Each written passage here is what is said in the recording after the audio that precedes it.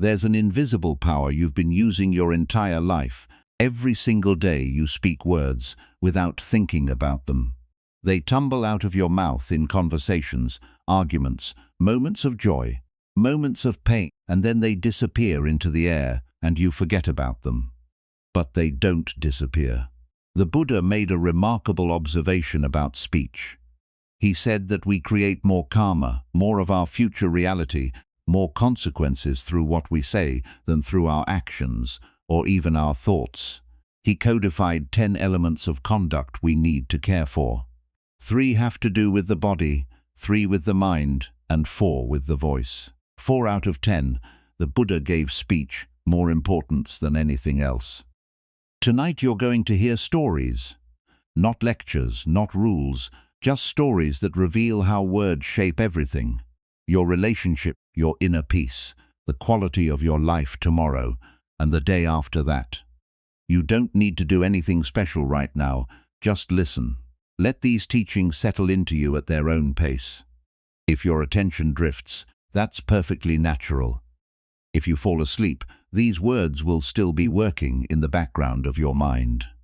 Tonight you'll discover how the words you speak become the life you live, and once you see it, you can't unsee it.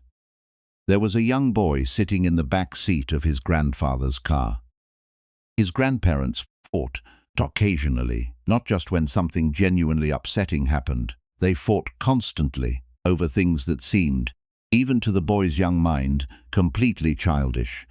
Which route to take, whether the window should be open or closed, something someone had said decades ago. Things that had nothing to do with what was actually happening, and the words they used, sharp words, cutting words, words designed to hurt. On one drive, the grandfather said something about the grandmother's face changed immediately. She went silent for a moment, that dangerous kind of silence that children learn to recognize. Then she told him to stop the car. He kept driving. She insisted. Her voice got louder, sharper. Stop this car right now, so he did. He pulled over in a neighborhood they didn't know, and the grandmother opened the door and stepped out onto the sidewalk. Just like that, because of words. The grandfather sat there, gripping the steering wheel, furious. The boy sat in the back, confused and scared, watching his grandmother walk away down the street. Eventually she came back, got back in the car, and they drove the rest of the way in silence. This wasn't unusual. This was just what their days were like. Here's what that boy would understand many years later. His grandparents weren't fighting about traffic or windows. They were fighting about wounds that were decades old, ancient hurts that had never healed, never been addressed, never been released. Something he did years ago, something she said long before, pain layered upon pain year after year until the weight of it was crushing. And they dragged all of that history into every present moment. Every small disagreement became a doorway back to those old wounds. Every conversation was an opportunity to reopen an ancient injury, to add more fuel to a fire that had been burning for decades. The Buddha said something profound about this. He said that words have the power to both destroy and heal. Not might have the power, they do have the power every single time we speak. These grandparents were using that power to destroy. Not intentionally, they didn't wake up each morning thinking, "Today I will hurt the person I married." But hurt is what they did over and over, because they didn't know any other way. Hearers, what happens when we do this? We learn exactly which buttons to push. We know our partner's tender spots, the things that will cause them the most pain, and when we're hurt ourselves, when we feel small or threatened, we reach for those buttons. It feels like power in the moment. It feels like winning, but nobody wins. Both people just end up carrying more wounds, more pain to drag into tomorrow's conversation, more ammunition for the next fight. And the tragedy is this. Most of those fights aren't even about what's happening now. They're about what happened years ago, disguised as present arguments.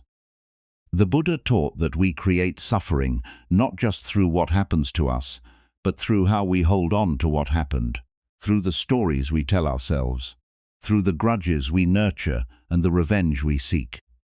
The grandmother getting out of that car wasn't really about her husband's driving or his tone of voice. It was about every time she felt dismissed, every time she felt unheard, every time she felt small, going back decades.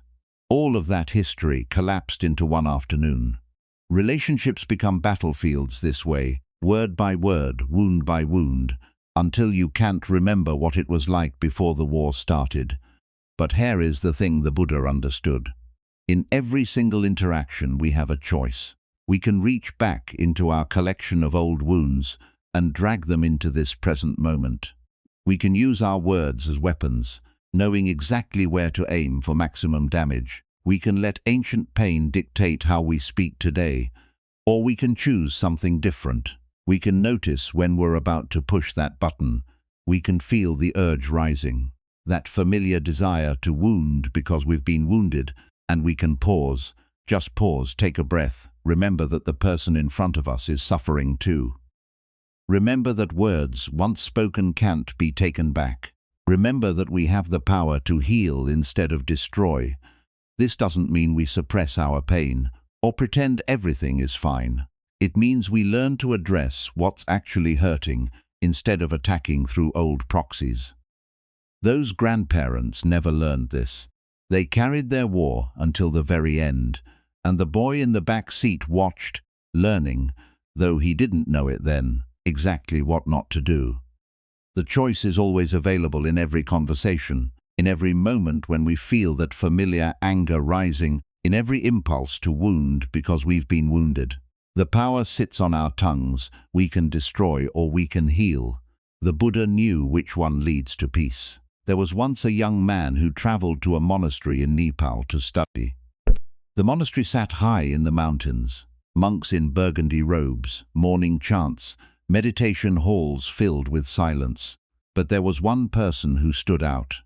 The monastery secretary.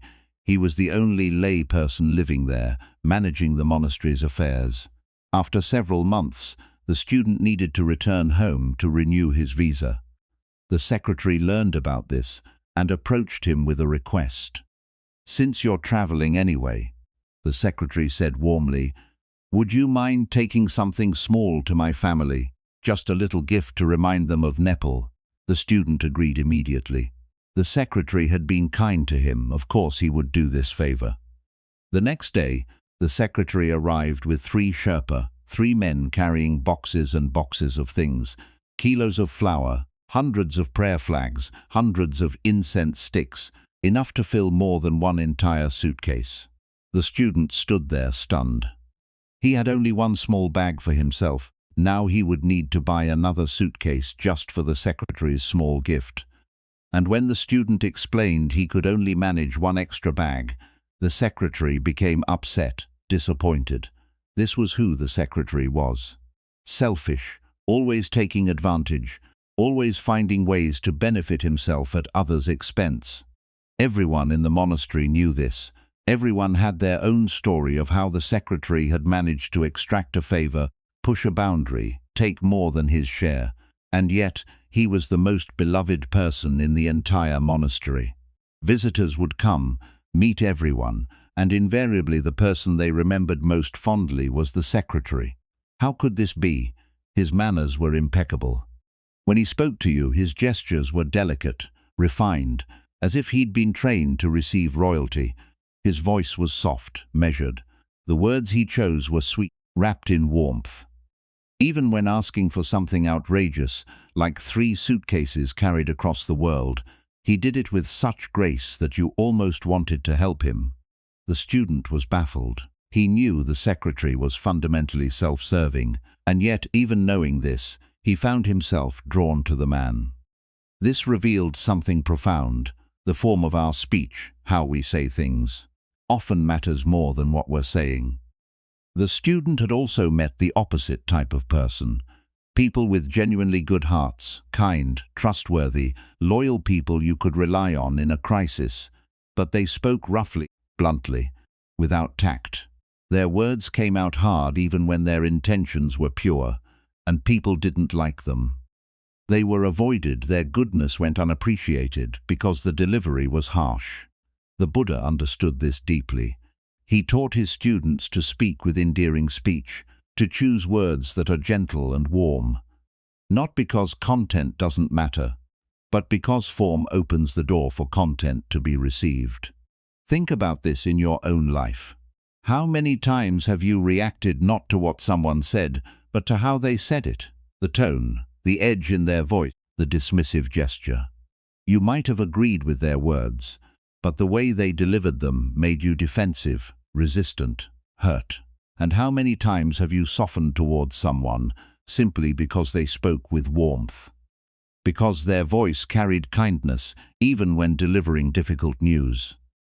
This is the power the secretary wielded. He wielded it masterfully, even in service of his selfishness. But imagine that same skill used in service of genuine kindness, in service of truth and compassion. That's the invitation the Buddha offers. One practice that can transform how people receive your words. Speak to everyone as if you're speaking to the Buddha himself, with that level of respect, that awareness that the person before you is worthy of your gentlest speech. This doesn't mean being fake or overly formal. With close friends you can be more direct, you can be playful or provocative, because that intimacy has been earned, but there's a balance to find. Excessive formality can be suffocating. It creates a barrier that prevents real honesty, but rough honesty, even with a pure heart, pushes people away. The saint with harsh speech remains lonely. The middle way is this: authenticity wrapped in warmth. Say what needs to be said, speak truth, but deliver that truth in a way that shows you care about the person receiving it.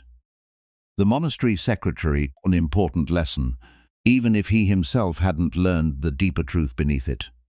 Form matters, tone matters, how you make people feel when you speak matters tremendously. But form without substance is manipulation, and substance without form is often wasted because heart's close before the message can land. The Buddha's teaching asks us to bring both, to speak words that are true and beneficial, delivered with warmth and respect. When you do this, something remarkable happens. People open, they listen, they receive what you're offering instead of defending against it. Your words can finally do what they're meant to do. Heal instead of harm, connect instead of divide, illuminate instead of obscure. Your honesty deserves to be heard, and it will be heard more clearly when it arrives wrapped in warmth. A spiritual teacher once gave his students a simple challenge. 1 week, 7 days of complete honesty. No exaggerations, no polite fabrications, no pretending to be something you're not. The students thought this would be easy.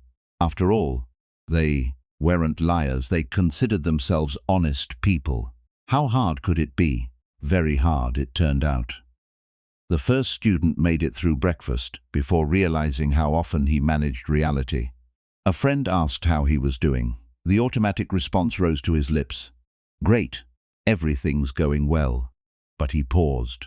Was that true? Not really. He was tired, stressed about work, worried about his mother's health, but saying all that felt like too much, so he'd learned to offer a smooth, easy lie. Another student noticed how often she embellished stories, small things, making her commute sound slightly longer than it was, exaggerating how many people attended an event, adding dramatic details that didn't quite happen.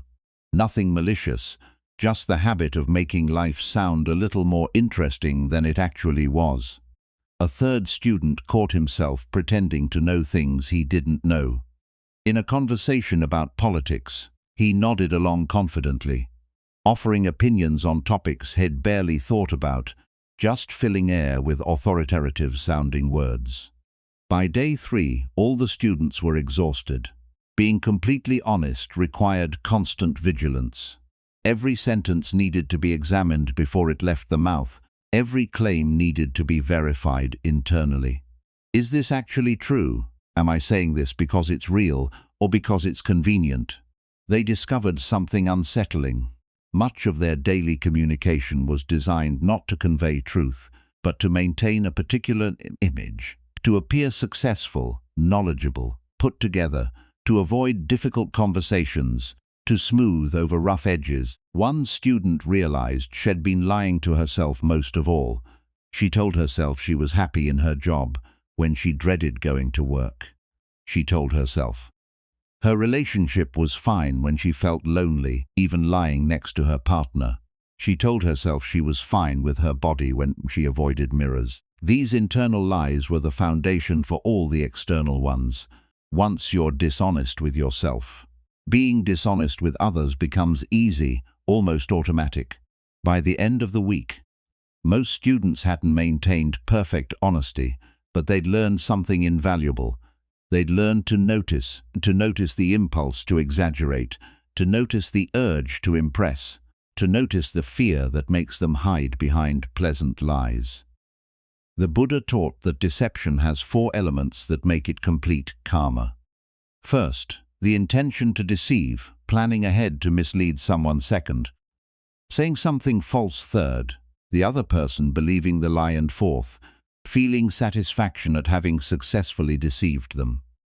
When all 4 are present, the karmic weight is full, but even incomplete lies create consequences. The Buddha said that 3 things cannot long be hidden: the sun, the moon, and the truth. Truth has a way of emerging eventually. It might take days or decades, but it surfaces, and when it does, the gap between what we claimed and what's real becomes visible to everyone. Here's what the teacher understood, what he wanted his students to discover. We don't lie primarily to manipulate others, we lie to anchor our own delusions. When we tell someone we're doing great when we're falling apart, we're trying to convince ourselves as much as them. When we exaggerate our accomplishments, we're shoring up our own shaky self-image. When we pretend to be someone we're not, we're hoping that pretending hard enough will make it real. But it doesn't work that way. The distance between who we pretend to be and who we actually are creates internal tension, anxiety, a constant low-level stress from maintaining the performance. And we can't fix problems we won't acknowledge. We can't heal wounds we deny exist. We can't grow beyond patterns we refuse to see.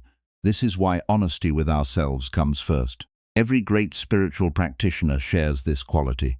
They're willing to look clearly at who they are, including the parts they wish weren't there, the selfishness, the fear, the pettiness, the confusion. Not to judge themselves harshly, but to see clearly what needs attention. Without this clarity, spiritual practice becomes another form of pretending. We meditate to appear spiritual, we adopt beliefs to fit in with a community, we perform goodness while avoiding the actual work of transformation. The Buddha taught that the path to freedom begins with seeing things as they are, not as we wish they were, not as we pretend they are, but as they actually are. This seeing requires courage because what we see isn't always comfortable. We see our habitual patterns of avoidance, our ways of causing harm while telling ourselves we're being helpful, our tendency to prioritize comfort over truth, but we'll also see our genuine goodness, our capacity for love, our deep wish to live with integrity, our potential for awakening. All of it becomes visible when we stop hiding behind pleasant lies. The students who completed that week of honesty, or tried to, didn't become perfect truth-tellers overnight, but something shifted. They became aware of the gap between appearance and reality, and once you're aware of it, you can't pretend it's not there. You can choose to keep lying, but now you know you're doing it. You feel it each time the false words leave your mouth, and that feeling over time makes lying less and less appealing. Because the relief that comes with truth, even difficult truth, is so much deeper than the temporary comfort of a pleasant lie. The Buddha knew this. Truth liberates even when it's hard, even when it's uncomfortable, even when it costs us something. It liberates because it brings us into alignment with what is, and what is the only place transformation can happen. A man walked into a pharmacy one afternoon, visibly agitated. He approached the counter where the pharmacist stood organizing prescriptions. "I need the best medicine you have," he announced. The pharmacist looked up, a little confused. The best medicine for what, sir? Just the best, the man insisted. I don't have time for questions. This is for my mother. I want the absolute best medication you can give me. Money is no object. The pharmacist set down what he was holding. I understand you want to help your mother, but I need to know what condition we're treating. What symptoms is she experiencing? What did her doctor prescribe? The man's frustration grew. You're not listening to me. I don't want something adequate or acceptable. I want the best, the most expensive, the most effective, the top of the line, whatever that is. Give it to me. Sir, the pharmacist said patiently, there is no single best medicine. Someone with high blood pressure needs one medication. Someone with an infection needs another. Someone with pain needs something entirely different. The best medicine depends entirely on the condition we're addressing. But the man wouldn't hear it. He kept insisting, getting more agitated, speaking louder. Eventually, the pharmacist had to call for help. Security arrived. The irony, of course, was that what the man probably needed most in that moment was a calmative, something to ease his own anxiety and agitation. This story might seem absurd. Who walks into a pharmacy demanding the best without specifying what they need it for? And yet, we do this all the time with spiritual teachings. Someone discovers Buddhism or meditation or any spiritual path and immediately wants to know which practice is the best, which tradition is superior, which teacher has the highest realization, which technique will get me enlightened fastest, as if there's a single answer that applies to everyone, regardless of their temperament, their conditioning, their current state of mind, their life circumstances. The Buddha understood this deeply. He taught that his Dharma is medicine for suffering, not philosophy for debate. And like medicine, the right teaching depends entirely on who you are and what you need right now, he said. I teach only suffering and the end of suffering. Simple, pragmatic, focused on what actually helps. In the Tibetan Buddhist tradition, teachings are understood to exist in what you might call a vertical landscape. They're not competing horizontally, one tradition against another, all vying to be the single truth. Rather, they're arranged by levels of consciousness, by degrees of subtlety and depth. Some teachings are designed for people just beginning to wake up to their own suffering.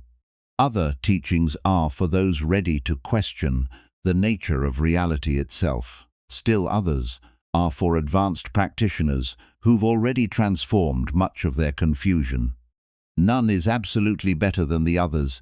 Each serves its purpose at its level. A teaching that's perfect for you today might have confused or even harmed you 5 years ago, and a teaching that feels simple or obvious now might have been exactly what you needed back then to take your first steps.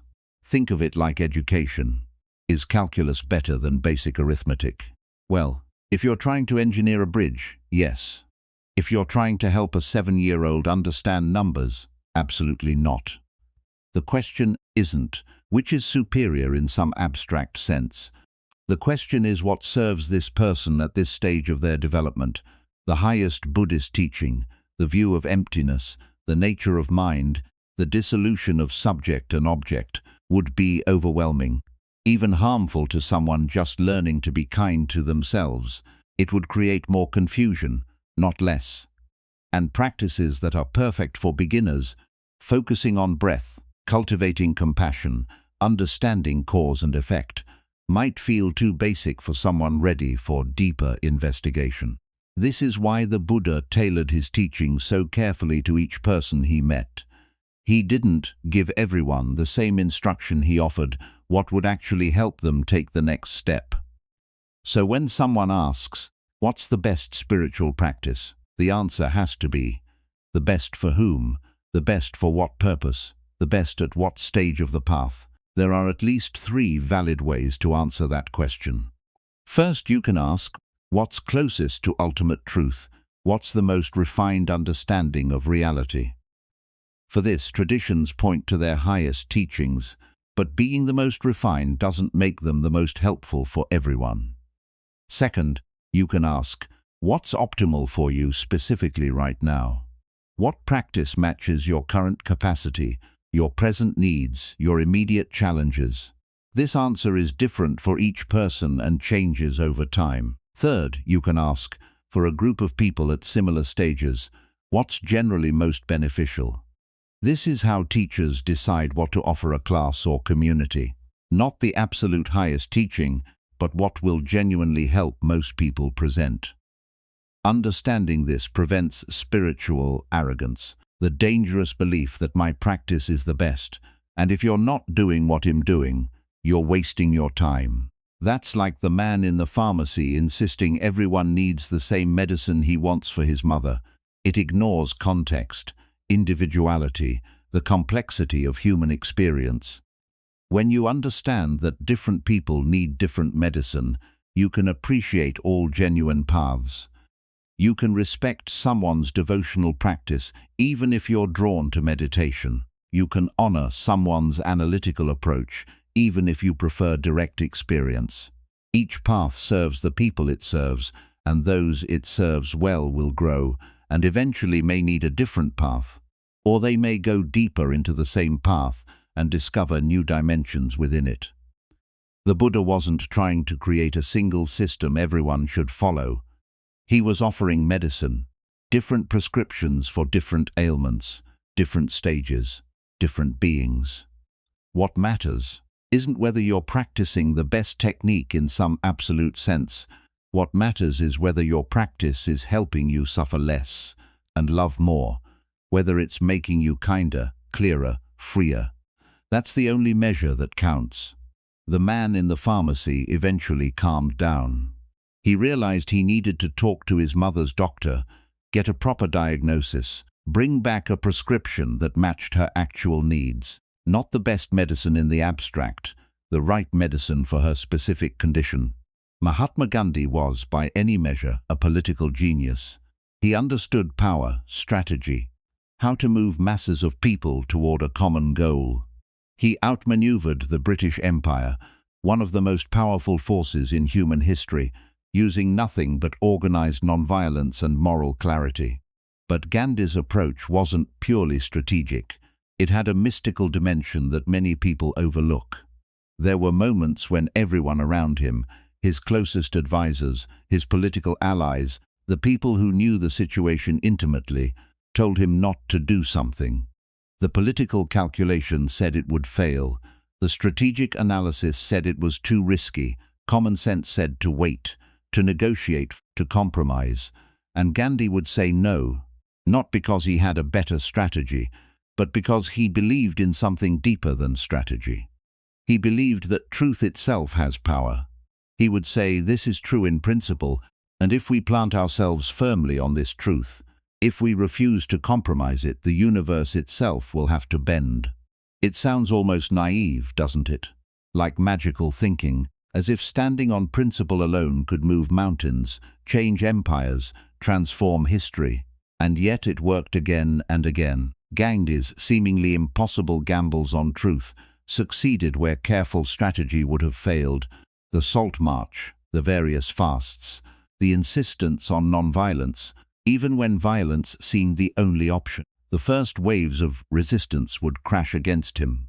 The criticism, the opposition, the force of the British Empire pushing back, and he would hold firm. And slowly, impossibly, the resistance would begin to crack. This is what the Buddha meant when he taught that the truth protects those who protect it. There's something about aligning yourself with what's actually true, not what's convenient, not what's comfortable, not what everyone else believes, but what's genuinely real, that creates its own kind of power. It's not immediate, it's not always comfortable, sometimes it requires enormous patience, but truth has a way of revealing itself over time, of proving itself, of dissolving the lies and half-truths that seemed so solid. Gandhi understood this, not just politically but personally. He applied the same principle to his own life, his own speech, his own relationships. He called it satyagraha, holding firmly to truth, not as a weapon against others, but as a force for transformation. This kind of commitment to truth, requires something most of us find difficult: the willingness to let truth cost us something. Often lying is easier, more convenient, less risky in the short term. Telling your boss what they want to hear, rather than what they need to hear, might save your job today.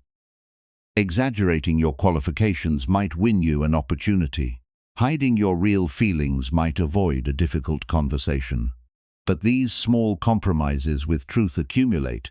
They build a life on shaky foundations.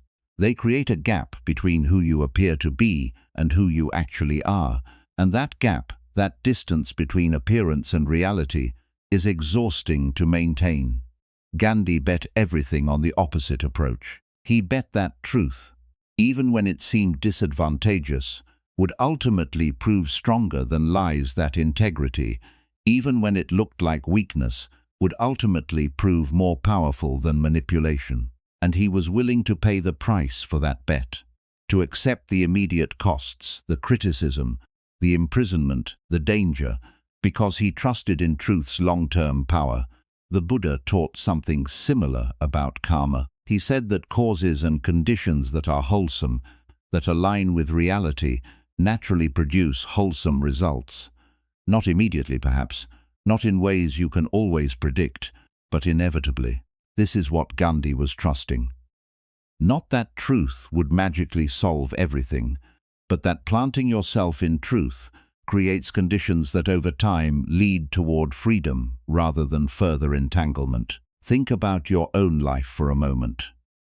Where have you compromised truth for convenience?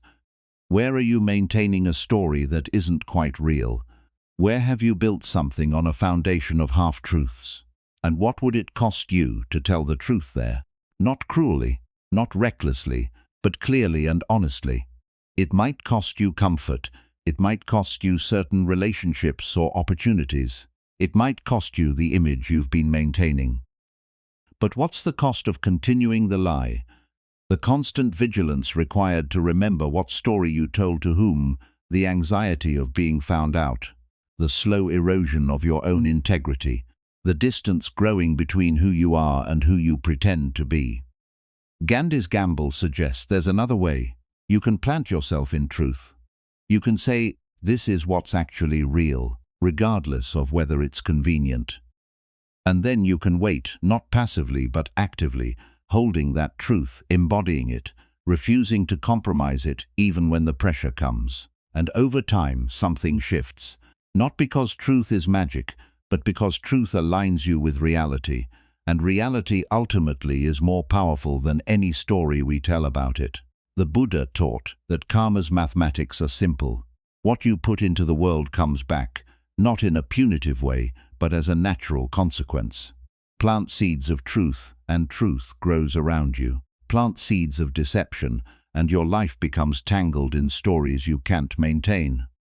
Gandhi proved this, not just in his political work but in his personal life.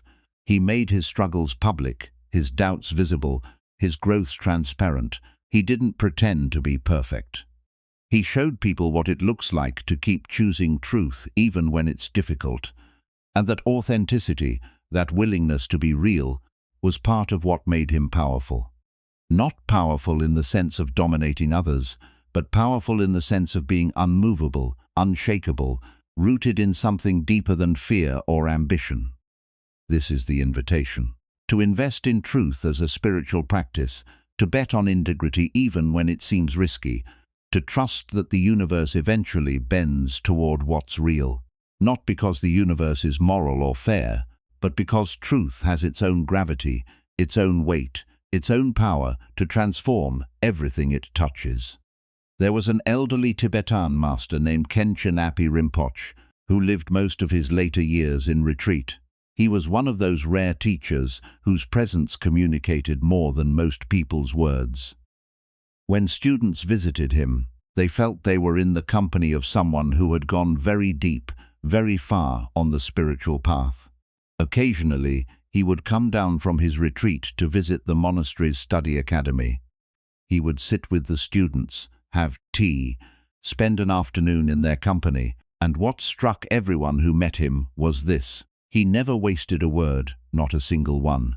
The students would gather around him, excited to be in his presence.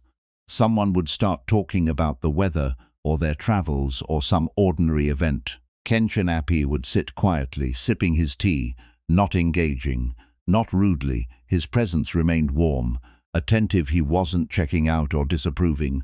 He was simply choosing not to participate in talk that served no purpose. But the moment someone mentioned the Dharma, a question about practice, a teaching they'd been contemplating, something related to the spiritual path, his face would change slightly. He would lean in, and when someone directed a question to him, he would respond. His words were precise, helpful, exactly what was needed, not a syllable more than necessary, not a syllable less. Then he would return to his quiet presence, waiting for the next genuine opening to contribute something of value. One of his students realized, after spending time with him, that this wasn't a rigid rule Kenshin Api was following. It was simply who he had become. Someone who valued words too much to waste them. The Buddha taught that the wise speak when they have something to say, not because they have to say something. There's a profound difference between these two motivations for speech. Speaking because you have something valuable to offer, insight, help, truth, genuine connection. That's one thing. Speaking because silence feels uncomfortable, because you want to fill space, because you need to assert yourself. That's something else entirely. Most of us speak far more than necessary. We comment on things that don't require comment. We offer opinions we haven't really thought through. We tell stories that don't need telling just to keep conversation flowing. And every time we do this, we dilute the power of our words. Think about someone you know who talks constantly. When they speak, do you listen carefully, or have you learned to tune them out, knowing that most of what they say isn't essential? Now think about someone who speaks rarely but deliberately.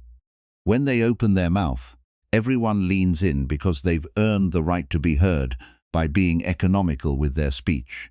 This isn't about being aloof or withholding. Kenshin Api was warm, present, engaged. He simply didn't confuse presence with constant talking. The Buddha identified idle chatter as one of the 4 harmful ways we use speech. At first, this might seem harsh. Idle talk doesn't hurt anyone, does it? It's just harmless conversation, a way to pass time, to connect socially. But the Buddha saw something deeper. First, idle chatter depletes your energy. The same way your body has finite physical energy, your mind has finite mental energy, and your speech has finite verbal energy. Waste it on trivialities and you won't have it when you need it. Second, idle talk agitates the mind. It creates a whirlpool of superficial thoughts that keep spinning long after you stop talking. Sit down to meditate after an hour of gossiping or aimless chatter and notice how restless your mind is. Third, even seemingly innocent conversation often drifts toward negativity. We complain, we judge, we gossip, we reinforce our attachments and aversions without even realizing it. This is why people who go on meditation retreats often observe complete silence for days or even weeks. The first few days are difficult. The urge to comment, to react, to fill silence feels almost unbearable. Your mind keeps generating things you want to say, jokes you want to make, observations you want to share. But after about 3 days, something remarkable happens. The whirlpool your tongue creates in your mind begins to settle. The constant agitation starts to calm. And beneath all that noise, you discover a peace you'd forgotten existed. A deep, restful stillness that was always there, just obscured by the tornado of unnecessary speech. This is what Kenshin Api had access to all the time, not because he was in formal retreat, but because he'd learned to stop creating the tornado in the first place. There's another benefit to economical speech: credibility.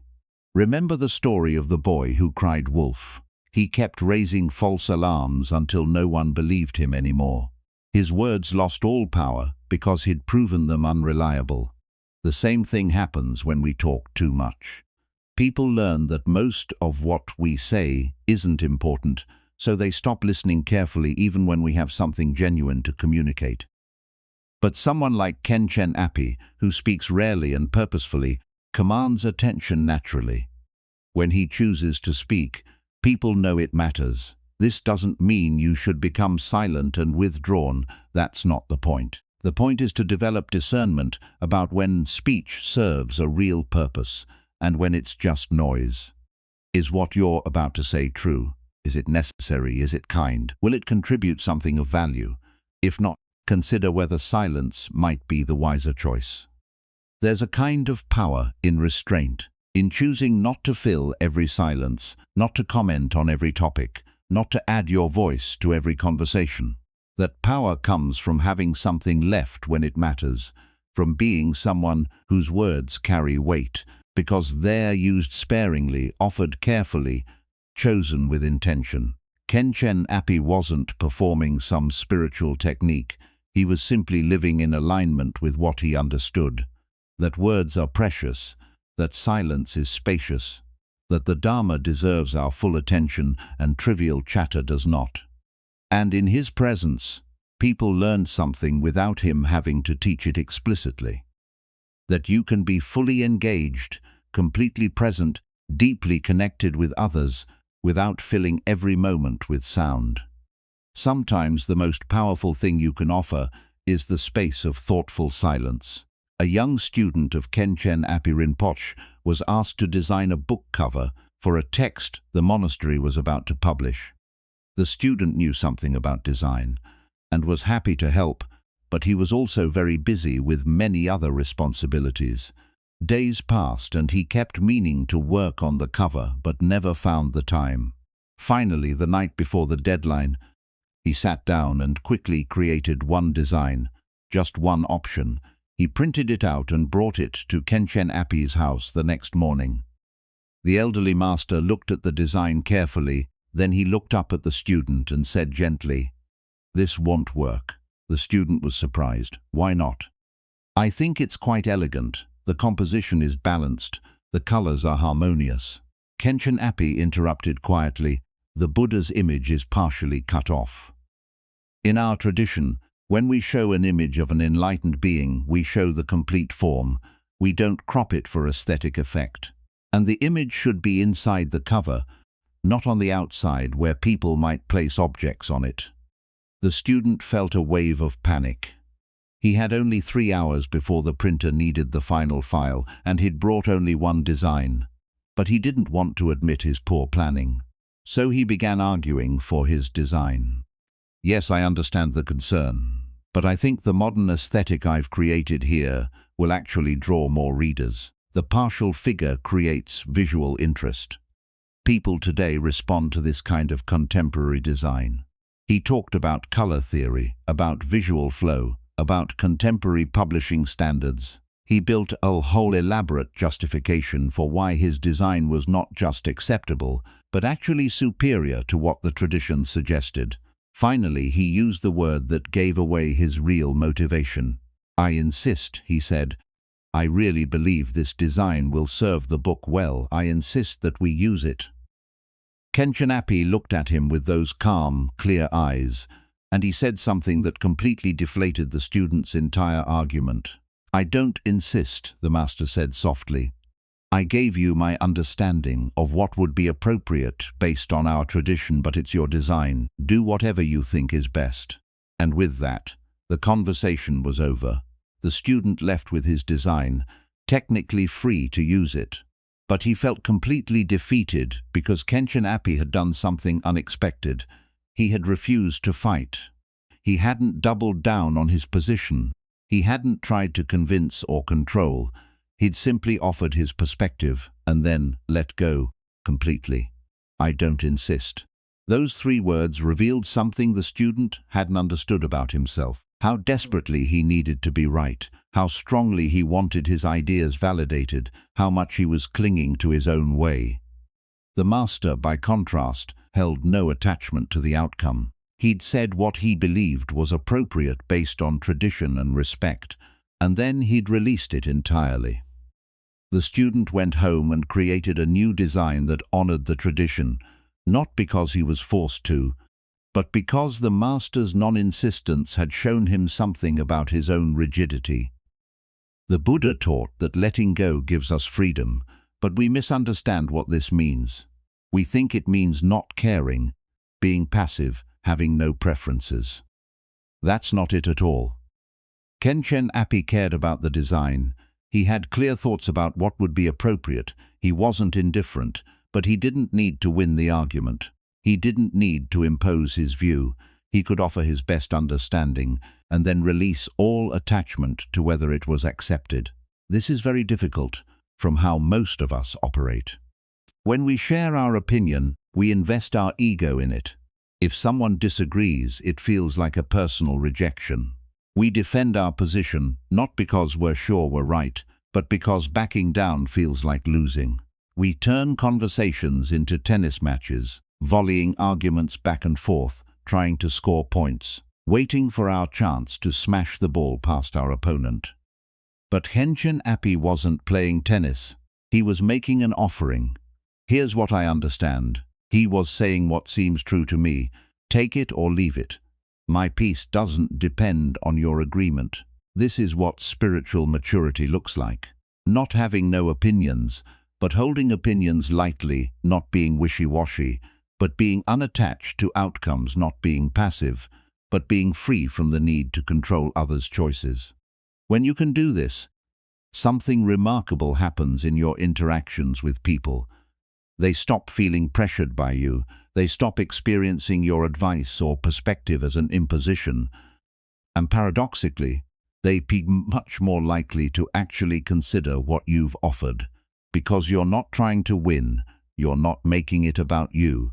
You're simply presenting what seems true, and then stepping back, allowing them to engage with it freely. This is the gift, without expectation, that the Buddha talked about.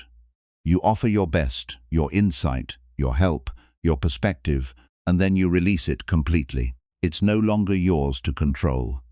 What people do with it is their choice, their responsibility, their path. The student learned something valuable that day, not about design, but about the difference between confidence and rigidity. Confidence allows you to offer what you know without attachment. Rigidity makes you defend your position regardless of whether it's serving anyone. Confidence says, here's what I've learned, use it if it helps. Rigidity says, I insist, and you should agree. One creates space for dialogue and growth, the other creates resistance and conflict, and the Buddha knew which one leads to peace. Khenchen Api's simple, I don't insist, was perhaps the most powerful teaching he could have offered in that moment. Not because it was sophisticated or profound, but because it demonstrated what freedom actually looks like. The freedom to care deeply without clinging desperately, the freedom to offer generously without demanding acceptance, the freedom to be right without needing anyone to acknowledge it. That's a freedom worth cultivating. There was once a thriving spiritual community that had been meeting together for years. They'd built something beautiful, a sangha where people could practice together, support each other's growth, study the teachings in a spirit of genuine friendship. The community wasn't perfect, of course. No community is. There were occasional disagreements, different perspectives. The usual friction that comes when human beings try to work together, but the foundation was solid. People cared about each other. They shared a commitment to the path. Then something happened. Someone overheard a conversation, or thought they did. They heard one of the community leaders say something that sounded critical of another member, or maybe dismissive, or maybe it was taken out of context. The details don't matter as much as what happened next. The person who overheard this didn't go directly to the leader to ask about it. Instead, they shared it with a friend. Can you believe they said that? The friend, concerned, shared it with someone else, who shared it with someone else, each retelling adding a little more interpretation, a little more assumption, a little more certainty about what had really been meant.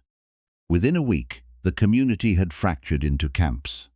Some people believed the leader had shown their true colors and couldn't be trusted. Others defended the leader and accused the original person of creating drama. People who had been friends for years stopped speaking to each other, and here is the tragic part. The leader hadn't actually said what people thought. The comment had been misheard, misunderstood, and then amplified through multiple retellings into something far more damaging than the original words. But by the time the truth came out, the damage was done. Trust had been broken, alliances had formed, people had said things in anger they couldn't take back. Several members left the community entirely, disillusioned with the whole mess. Some even left their spiritual practice altogether, deciding that if this is what Sangha looked like, they wanted no part of it. Years of harmony destroyed by words. The Buddha identified creating division in a spiritual community as one of the 5 most serious, harmful actions a person can commit. The other 4 are obvious in their severity: killing your mother, killing your father, killing an enlightened being, intentionally harming a Buddha. These are acts of profound violence. And then there's this one, creating a schism in the Sangha. At first glance, it seems out of place in that list. How can speaking divisive words be as serious as murder? But the Buddha understood something we often miss.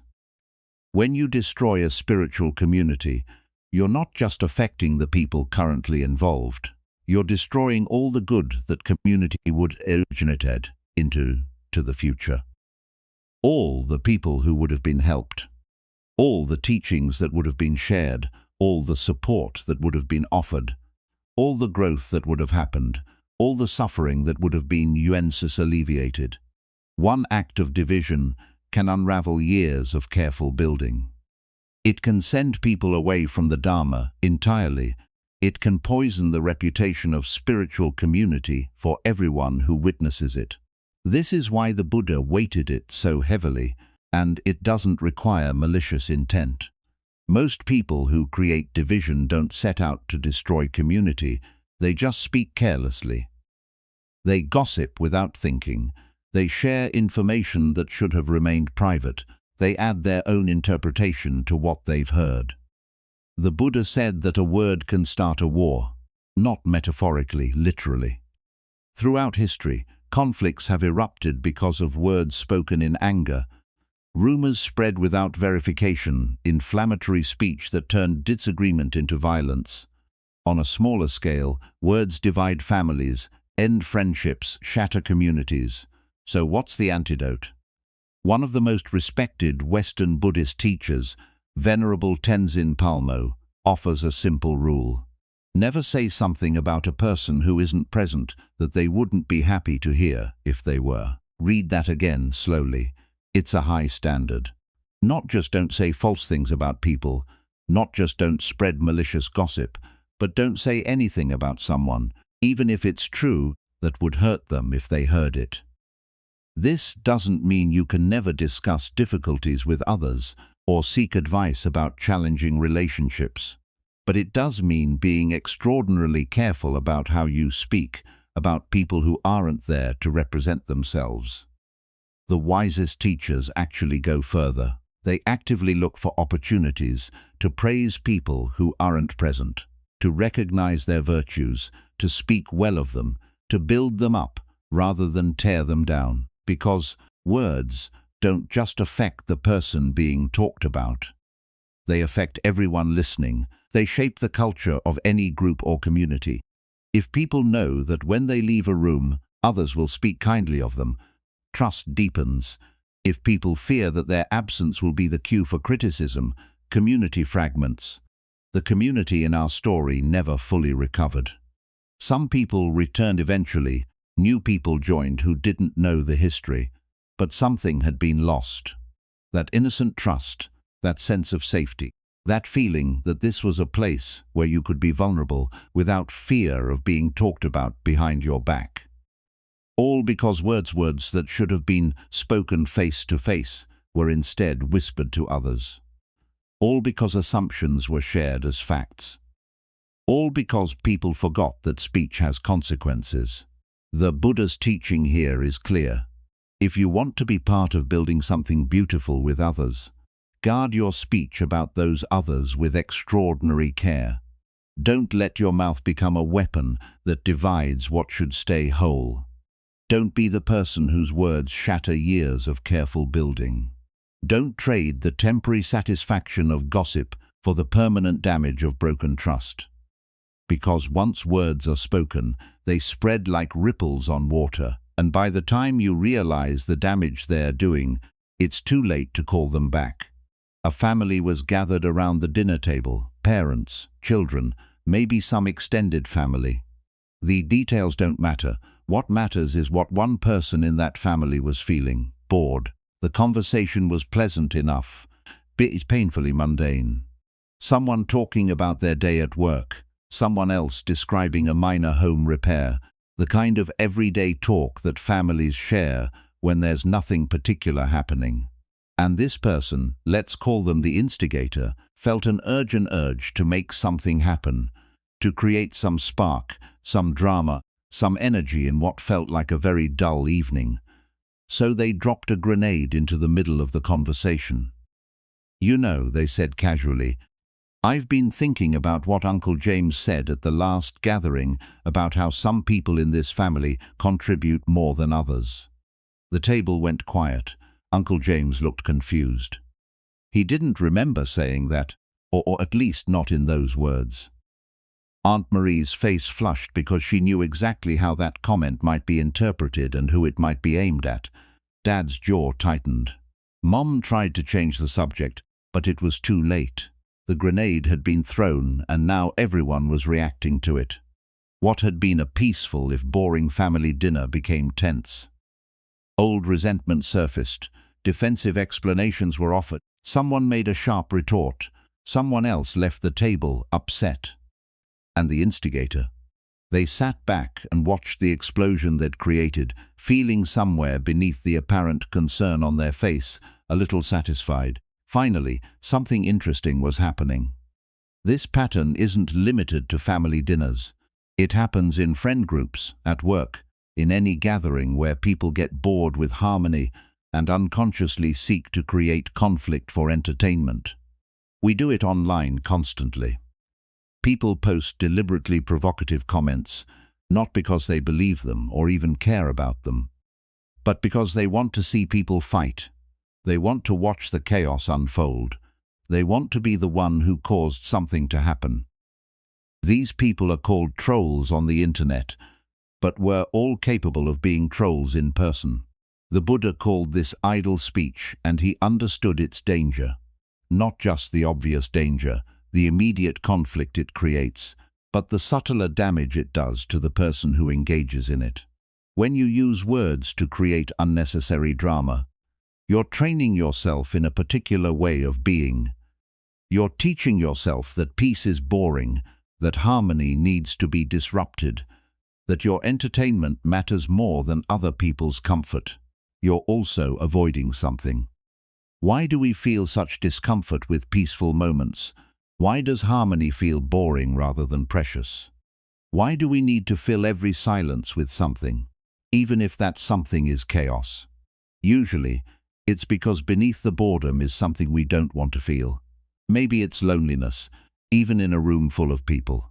Maybe it's anxiety about our own life that we're distracting ourselves from. Maybe it's an emptiness we don't know how to be with, so we create external drama to avoid internal discomfort. We throw the grenade and then get absorbed in watching the explosion, temporarily forgetting whatever was bothering us beneath the surface. But it doesn't work for long. The distraction is temporary, and we've just damaged relationships and trust in the process. The Buddha taught that idle speech leads to idle suffering. Idle here doesn't mean insignificant, it means unnecessary, created without purpose, suffering that didn't need to exist. When you drop that conversational grenade at the dinner table, you create real pain. People walk away hurt, trust erodes. The next family gathering will be more tense because everyone remembers what happened last time. And none of it was necessary, none of it served any purpose. accept your momentary entertainment. Here's what the Buddha understood about this pattern. It's violence disguised as boredom.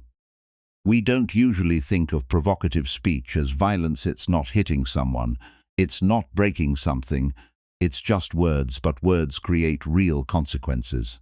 They damage real relationships, they cause real pain, and when we deploy them carelessly for our own amusement, we're using them as weapons, even if we tell ourselves we're just keeping things interesting. The antidote isn't to never speak about difficult things. It's not to maintain false harmony by suppressing all genuine disagreement. The antidote is to examine our motivation.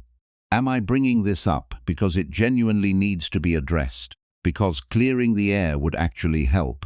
Because honest communication would serve everyone involved? Or am I bringing this up because I'm bored? Because I want to see people react? Because creating conflict feels more entertaining than sitting with peace? If it's the latter, the Buddha would suggest finding healthier ways to engage with your boredom. Maybe actually feel the boredom instead of running from it. Maybe discover what's underneath it. Maybe learn to be comfortable with moments that aren't dramatic or stimulating, because here's what the instigator at that dinner table didn't understand. The price of their entertainment was everyone else's peace. And over time, people learn who throws grenades. They become weary around that person. They don't relax in their presence. They keep their guard up. The temporary satisfaction of creating drama comes at the cost of genuine connection. And genuine connection is infinitely more valuable than the cheap thrill of watching people argue. The Buddha taught that our words create the world we inhabit. If you use words to create chaos, you'll live in chaos. If you use words to create harmony, you'll live in harmony. It's not complicated, it's just cause and effect. The instigator could have chosen differently. They could have noticed their boredom and simply sat with it. They could have found a way to engage authentically rather than provocatively. They could have appreciated the peace of that ordinary dinner rather than destroying it. And if they had, everyone would have finished the meal feeling nourished rather than disturbed. The family would have grown closer rather than more fractured, and the instigator themselves would have learned something valuable about being with their own experience without needing to create external drama. But they threw the grenade instead, and that choice, the Buddha would say, says something about the world they're creating for themselves. One word, one disruption, one unnecessary conflict at a time. There was a child, maybe 7 or 8 years old, who did something children do. Made a mistake, spilled something, forgot something, said something awkward. The specifics don't matter, because this story has happened in countless variations in countless homes to countless children. What matters is what happened next. A parent, tired, stressed, at the end of their patience, said something sharp. Not a correction, not even an angry reprimand, but something that cut deeper. "You're so stupid sometimes," or "Why can't you be more like your sister?" Or "I don't know what's wrong with you," or "You're such a disappointment." Just a sentence, a handful of words spoken in a moment of frustration. The parent might not have even remembered saying it later that day, but the child remembered. And 30 years later, that adult, now with their own career, their own family, their own life, still carries those words like a thorn lodged in their heart. They might be accomplished, successful by any external measure, but somewhere inside, there's still that 8-year-old who believes they're stupid or disappointing or fundamentally flawed. The wound might show up as perfectionism, working obsessively to prove they're not a disappointment, or as self-sabotage, unconsciously confirming what they know to be true about themselves, or as difficulty accepting love, because how could anyone love someone so fundamentally wrong? The Buddha said that words are like arrows. Once released, they cannot return. This isn't just poetic language. It's a precise description of how speech works. An arrow once shot follows its trajectory to the target. You can't call it back mid-flight. can't soften its impact once it's left the bow. It lands where it lands and does what damage it does. Words work the same way. You can apologize after, you can explain what you meant, you can try to mitigate the damage, but you can't unsay what's been said. The words have already landed, already pierced, already done their work. This is especially true with children. A child's mind is extraordinarily receptive. Like soft clay, it takes the imprint of everything that touches it.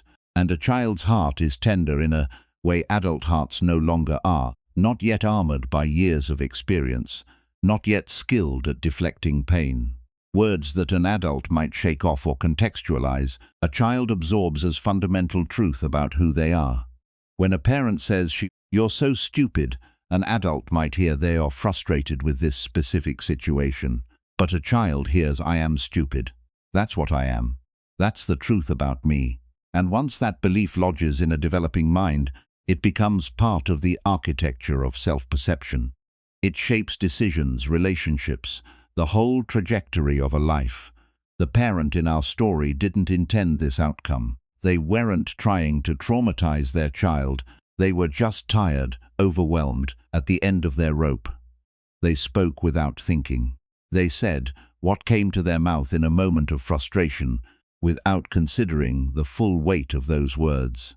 But the Buddha's teaching about arrows applies regardless of intention. The arrow doesn't care if you meant to shoot it where it landed. The wound doesn't care if you were having a bad day. The damage is the same, whether it was calculated or careless. This is why harsh words feel temporarily powerful in the moment. When you're angry or frustrated, lashing out verbally gives a sense of release. You discharge your pain by inflicting pain on someone else. It feels like power, like control, like finally getting someone to understand how you feel. But it's a false power, a destructive power, the power to damage, not the power to heal or build or strengthen. And it often damages the speaker as much as the listener. That parent years later might remember what they said and feel crushing guilt, might see the effects playing out in their now adult child's struggles and recognize their own contribution to that pain, might wish desperately that they could take back those words, shoot that arrow differently, have that moment to live over again, but they can't. None of us can. This is what makes speech so serious, so worthy of our careful attention. There's a particular form of harsh speech that our culture has normalized: sarcasm. We treat sarcasm as harmless wit, as clever humor, as a sign of intelligence. But the Buddha would call it what it actually is: socially acceptable cruelty. Sarcasm works by saying one thing while meaning another, usually to mock or diminish someone. It's aggression wrapped in the plausible deniability of humor. "I was just joking. Can't you take a joke?" But the target of sarcasm feels the cut, even if they can't quite name it. Especially children, who don't yet have the sophistication to understand why they feel bad about something that was supposedly funny. The Buddha's teaching here is uncompromising. If you care about the vulnerable, be careful with your words. Especially with children whose self-perception is still forming, especially with people who are suffering, whose defenses are already low, especially with anyone who has less power than you in the situation. Because the wounds we carry from harsh words don't just affect us individually, they affect everyone we interact with. The child who was told they were stupid might become an adult who can't accept compliments, who sabotages their own success, who passes that same harsh criticism onto their own children. The arrow shot in one generation keeps traveling, finding new targets, creating new wounds. This isn't meant to create guilt or despair. It's meant to create awareness. If you're a parent, a teacher, someone who works with young people, or anyone in a position of influence over others, the Buddha is inviting you to recognize the power you hold. Every word you speak to someone vulnerable lands somewhere. Either it helps them grow stronger, more whole, more confident in their inherent worth, or it plants seeds of self-doubt, shame, or pain that might take decades to uproot. You get to choose which kind of seed you're planting. Not always. Sometimes we fail. Sometimes we speak carelessly. Sometimes our own pain speaks through us. But we get to choose again in the next moment, and the next and the next. The Buddha taught that all beings carry invisible wounds. Everyone you meet is fighting a battle you know nothing about. Everyone carries scars from words spoken to them long ago. Everyone is more fragile than they appear. When you understand this, harshness becomes much harder. Not because you're being weak or overly cautious, but because you recognize what's actually at stake. You recognize that your words have power to heal or to harm, and that this power is too important to wield carelessly. The child in our story grew up. They did the work of healing those old wounds, of separating who they actually are from what they were told about themselves, but the scar remains. Not debilitating necessarily, but always there. A reminder of the day a handful of words changed something inside them forever, and somewhere, the parent who spoke those words carries their own scar, the knowledge of damage done, the wish for a different choice, the understanding that came too late to prevent the wound, but early enough to prevent causing others. This is why the Buddha taught us to guard our speech with such care. Not as a rule to follow mechanically, but as a practice of love for those we speak to and for ourselves, who must live with the consequences of our words long after they are spoken. There was once a person who talked constantly, not in the sense that they never stopped speaking. They did pause occasionally for breath, but in the sense that whenever there was an opening in a conversation, whenever there was a moment of silence, whenever there was space for words, they filled it. They had opinions about everything, commentary on every topic, stories that connected to every situation, observations about every event. Their voice was a constant presence in every gathering. And yet, if you asked someone who knew this person well what they'd actually said, they'd struggle to remember. Not because they had poor memory, but because after a while all those words stopped registering as meaningful. They became like background noise, present but not requiring attention. This person had developed what you might call the boy who cried wolf syndrome. Remember that old story? A shepherd boy watching sheep grows bored and cries, "Wolf!" as a joke. The villagers rush to help.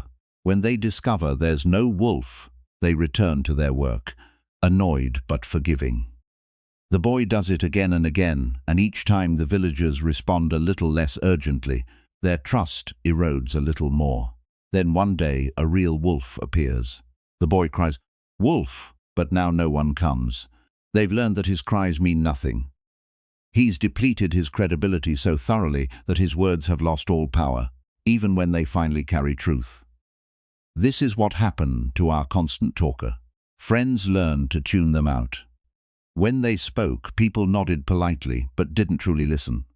Their words had become wallpaper, just there, filling space, requiring no real engagement. And then, inevitably, a moment came when they actually needed to be heard. Maybe they discovered something important they needed to share. Maybe they were in genuine distress and needed help. Maybe they had an insight that could have helped someone else. But when they spoke, no one paid attention because they trained everyone around them not to listen. The Buddha taught that better than 1,000 hollow words is one word that brings peace. This isn't just a preference for quality over quantity.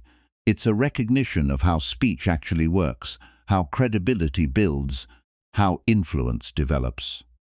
When you speak rarely but meaningfully, people learn that your words carry weight. When you speak constantly without discernment, people learn that your words are probably disposable. Think about people you know who have genuine influence. Chances are they're not the ones who talk most. They're the ones who speak deliberately, who wait for the right moment, who say less but mean it more deeply. When they finally do speak, everyone leans in because they've earned the right to be heard by being economical with their speech. This is what our constant talker never understood. They thought their voice mattered because it was loud, because it was present, because it filled space. They didn't realize they were spending their credibility like currency. And that currency once spent is very hard to recover. There's another cost to constant speech. We become numb to our own voice. When words tumble out without much thought, when we speak on autopilot, when we let our mouth run while our mind is elsewhere, we lose touch with the power of our own speech. We forget that words can heal or harm, that they can build or destroy, that they carry weight and create consequences. We start treating our own words as carelessly as others have learned to treat them, as meaningless sounds that don't require much attention or responsibility. The Buddha taught that speech is one of our most important karmic activities. More than our physical actions, more than our mental states, what we say creates lasting effects in the world.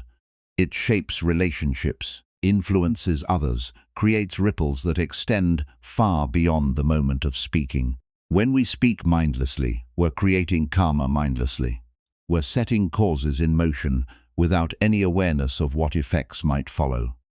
Strategic silence is different from uncomfortable silence. Strategic silence is choosing not to speak when speech won't serve. It's the pause before responding, rather than reacting. It's the restraint that comes from knowing your words will have more impact if they're rare. Uncomfortable silence is what most people are trying to avoid when they fill every gap with chatter. It's the awkwardness we feel when conversation lulls. It's the anxiety that makes us talk just to have something happening.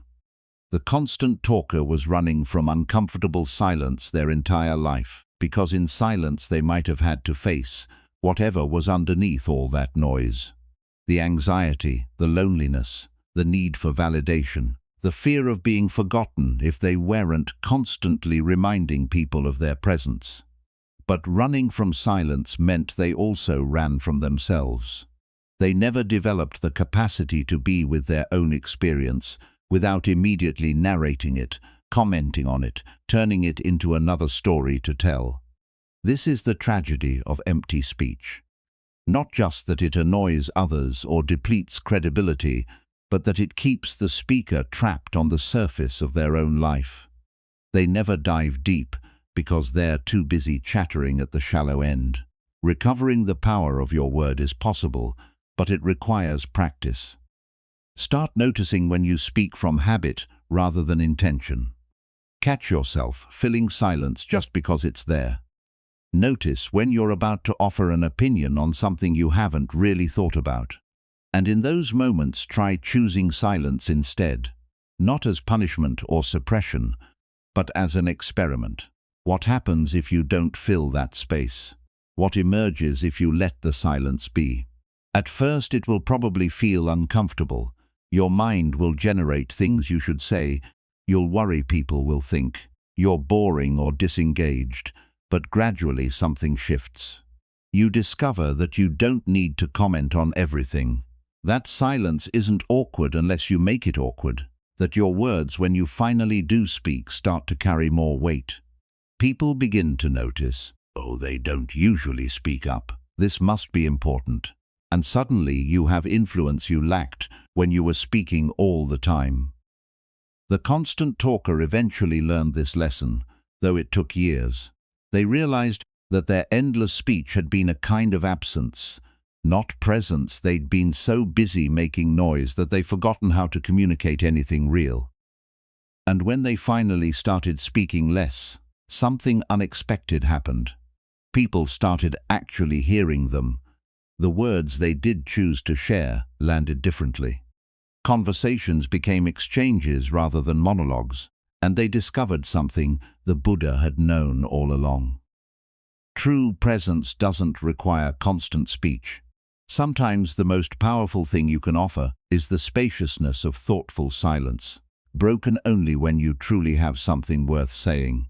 When he was 16, a young man got a job working in a hospital. It wasn't glamorous work, mostly helping patients with daily activities, keeping them company, making sure they had what they needed, but it gave him something unexpected, access to wisdom he couldn't have found anywhere else. He started interviewing the elderly patients, not formally, just conversations during his shifts. He'd ask them about their lives, their memories, the choices they'd made, what they'd learned over 8 or 9 decades of living, and what he heard changed how he understood his own life. These people in their 80s and 90s would tell him about their 15 minutes of fame, the time they were at the peak of everything. Successful career, thriving family, respected in their community, everything going according to plan. "I thought that was it," one woman told him. "I thought I'd figured out life. I had the perfect job, the perfect house, the perfect family, and I just assumed that's how it would be from then on." But it never was. Every single person he interviewed had a story of unexpected change. The job they lost suddenly, the diagnosis that changed everything, the relationship that ended, the opportunity that appeared out of nowhere, the tragedy no one saw coming. One man had been a successful banker, living in a mansion on track to early retirement. Then the economy collapsed. He lost everything and spent the next decade rebuilding a completely different life in a completely different city. A woman had raised 3 children, was looking forward to grandchildren and a comfortable old age with her husband of 40 years. He died suddenly at 58. She was still processing that loss 20 years later. Another person had planned to stay in their hometown forever, surrounded by lifelong friends and familiar places. Then circumstances they couldn't have predicted took them to 3 different countries across 4 decades. They never imagined they'd end up where they were, but here they were. The young man began to see a pattern. Life wasn't a straight line from beginning to end. It wasn't a simple story with predictable chapters. It was more like an epic novel with unexpected twists, sudden reversals, chapters you never saw coming. The Buddha taught that the trouble is, we think we have time. We live as if our current circumstances are permanent, as if the way things are now is the way they'll always be, as if we can put off important conversations, meaningful changes, deep questions until later. But the 90-year-olds knew better. They'd lived long enough to see how quickly permanent situations dissolve, how suddenly secure foundations crumble, how unexpectedly new chapters begin. And they'd learned something essential. One page doesn't define the story. When you're in the middle of a crisis, when you've lost the job, when the relationship is ending, when the diagnosis comes, when everything you counted on is falling apart, it feels like that's the story. It feels like the defining chapter, the thing your life will be about from now on. But the 90-year-olds knew that crisis was usually just one chapter in a much longer narrative. The bankruptcy led to a career change that became more fulfilling than the original path. The devastating loss opened space for growth that wouldn't have been possible otherwise. The forced move introduced them to people who became crucial to their later life. Not because everything happens for a reason, the Buddha never taught that comfortable lie, but because life keeps unfolding, keeps offering new chapters, keeps providing opportunities to write the story differently. This is what gave the young man perspective he wouldn't have had otherwise. When something difficult happened in his own life, when he felt like everything was falling apart, he could remember those conversations. He could remember that this was one page in a much longer book, that the story wasn't over yet. The 90-year-olds also taught him about writing your final chapter first. One of the patients, a man who'd spent his life accumulating wealth and status, told him something striking. "I can't believe I wasted so much time on things that don't matter. Now that I'm here, none of that matters. What matters is the people I loved, and whether I lived with integrity." But he'd spent decades not knowing that. He'd organized his entire life around goals that in the end felt empty. Another patient had done something different. She'd decided in her 30s what she wanted to be able to say on her deathbed. What would make her feel she'd lived well? What would she need to be true about her life to die at peace? And then she'd worked backward from there. making choices based on that endpoint rather than on immediate pressures or cultural expectations. She was the most peaceful person in that hospital ward, not because her life had been easy, it hadn't, but because she'd maintained clarity about what actually mattered, and that clarity had guided her through all the unexpected turns. The Tibetan yogi Milarepa said, "My religion is simple. I want to die without regret, not without having made mistakes, that's impossible, but without regret, meaning without the burden of knowing you betrayed your own values, abandoned what was important, lived according to others' expectations rather than your own deepest truth." The young man learned that regret for most people at the end of life isn't about things they did, it's about things they didn't do, the conversation they never had, the risk they didn't take, the love they didn't express, the dream they never pursued, the person they never became because they were too busy being who they thought they should be. This perspective, this view from the end of life looking back, changes everything about how you live out now. It helps you see current problems as smaller than they feel. It helps you identify what actually matters versus what just seems urgent. It helps you make choices aligned with your deepest values rather than surface pressures. The Buddha taught that understanding impermanence, really understanding it, not just intellectually but in your bones, is one of the most transformative insights possible. Because when you truly grasp that this life is temporary, that your time is limited, that you don't know how many chapters you have left, you stop postponing what matters. You have that difficult conversation now. You express that love now. You make that change now. You pursue that dream now, because you understand that later might not come. The young man eventually left that hospital job, but he carried those conversations with him for the rest of his life. Whenever he faced a major decision, he would imagine himself at 90 looking back. What would that future self wish he'd chosen? What would make that old man proud? What would he regret not doing? And that perspective, borrowed from people who'd actually lived those 9 decades, became his compass.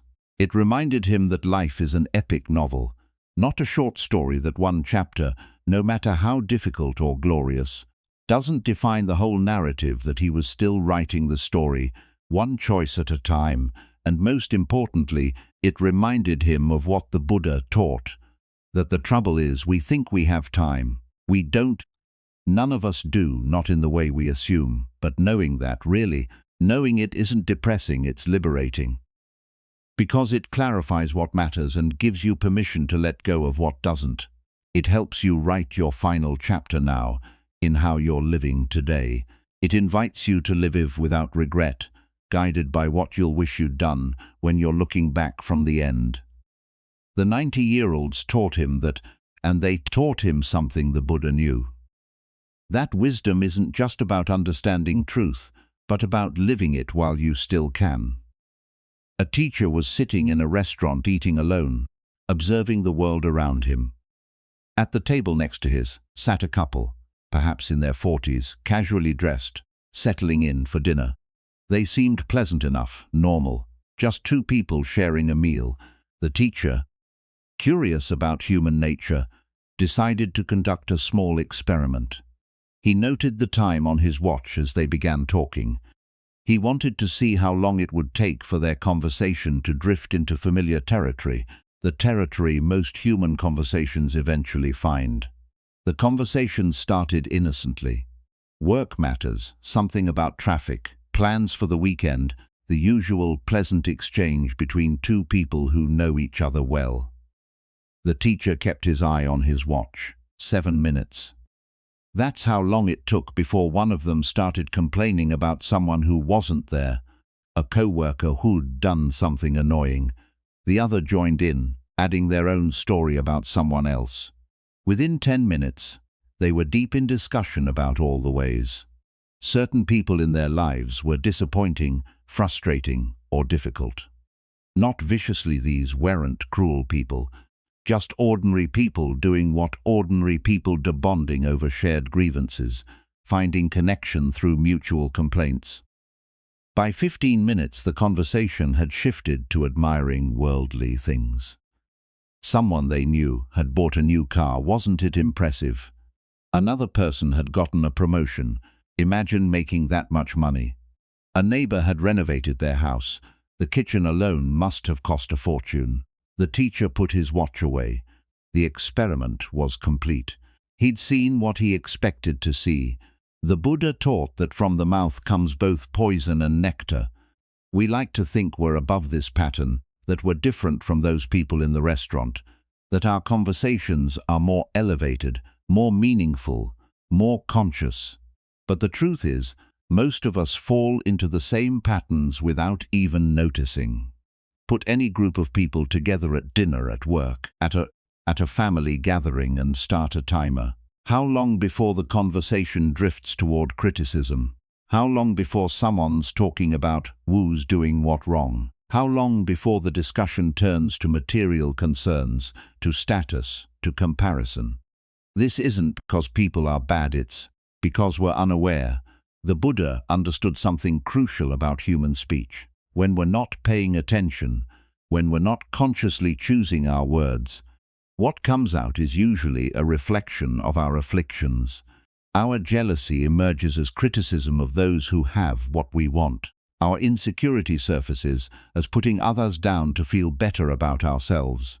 Our attachment expresses itself as obsessing over material things. Our anger finds targets in stories about who wronged us. This is why the Buddha said, we're not just a neutral loudspeaker, amplifying whatever's around us. We're more like a radio constantly broadcasting our internal state. If that internal state is clouded by what Buddhism calls the three poise, greed, hatred, and delusion, then that's what broadcasts through our speech automatically, without us even realizing it. The couple in the restaurant had no idea they were doing this. They weren't trying to gossip or complain or obsess over material things. It just flowed naturally from them, the way water flows downhill, taking the path of least resistance. And this is true for most of us, most of the time. Unless we're actively practicing awareness, unless we're consciously choosing our speech, we default to these patterns. They're the grooves we've worn in our minds through repetition, through cultural conditioning, through years of unconscious habit. So what's the antidote? The Buddha taught that we need to cultivate discernment about our speech, not in a rigid, rule-following way, but in a genuinely aware way. This means noticing in real time, as you're speaking, what's actually coming out of your mouth. Are you complaining? Are you criticizing someone who isn't there? Are you obsessing over material concerns? Are you reinforcing your attachments and aversions through what you're saying? And if you notice this happening, you have a choice. You can continue the pattern, letting the affliction speak through you, or you can pause, redirect, choose something different. This doesn't mean becoming fake or suppressing your genuine feelings. It means becoming conscious of what you're putting into the world through your words. The teacher wasn't judging the couple in the restaurant. He was observing a universal pattern, one he'd seen countless times, one he'd caught in himself countless times, because the truth is, we're all capable of this. We all have these tendencies. We all default to unconscious speech, unless we practice otherwise. But here's what's hopeful about this understanding. Once you see the pattern, you can change it. You can catch yourself mid-complaint and redirect. You can notice when you're about to criticize someone and choose silence instead. You can feel the urge to obsess over material things and let it pass without speaking it. This isn't repression, it's wisdom. Repression would be pretending you don't have these thoughts and feelings. Wisdom is acknowledging them internally while choosing not to reinforce them through speech. Because every time we speak our jealousy, we strengthen jealousy. Every time we voice our resentment, we deepen the groove of resentment. Every time we express our attachment to material things, we tighten that attachment's grip. And conversely, every time we catch ourselves and choose differently, we weaken those patterns, not by fighting them, but by not feeding them. The couple eventually finished their meal and left, probably having enjoyed their evening together, completely unaware that they spent much of it reinforcing the very mental patterns that create suffering. The teacher finished his meal too, reflecting on how often he'd been that couple, how many dinners he'd spent in unconscious speech broadcasting his afflictions without awareness, and he renewed his commitment to practice. Not to be perfect, that's impossible, but to be aware, to catch the patterns more quickly, to choose more consciously what he puts into the world through his words. Because the Buddha taught something both sobering and empowering, we create karma more through our speech than through any other action. More than what we do with our bodies, more than what we think in our minds, what we say has the most powerful and lasting impact on our lives and on the lives of those around us. Which means that learning to speak consciously, to notice what's coming out of our mouths and choose wisely, is perhaps the most important practice we can undertake. Not because it makes us good people, but because it makes us aware people. And awareness is the first step toward any real change. There's a phenomenon on the internet that most people recognize: trolls. These are people who post deliberately provocative comments on social media, in forums, in the comment sections of articles, not because they believe what they're saying, not because they care about the topic, but because they want to watch what happens next. They drop an inflammatory statement into a peaceful discussion and then sit back, arms crossed, watching people argue with anger, the outrage, the long threads of people trying to correct each other, to prove their point, to win the argument. It's entertainment for the troll, free drama created with just a few carefully chosen words. We recognize this behavior online and call it out. Don't feed the trolls, we say. They're just trying to get a reaction. But here's what the Buddha would point out. We do the same thing in person at dinner tables and family gatherings and social events. We just don't call it trolling. A group is sitting together, conversation flowing peacefully, everyone relatively content. And someone feels that familiar restlessness, that sense that things are too calm, too boring, too uneventful. So they drop a comment. You know what Sarah said about the way this family handles money? Or I heard something interesting about Marcus' new relationship. Or did you all know that David didn't vote the way we thought he did? It doesn't matter what the specific comment is. What matters is the intention behind it.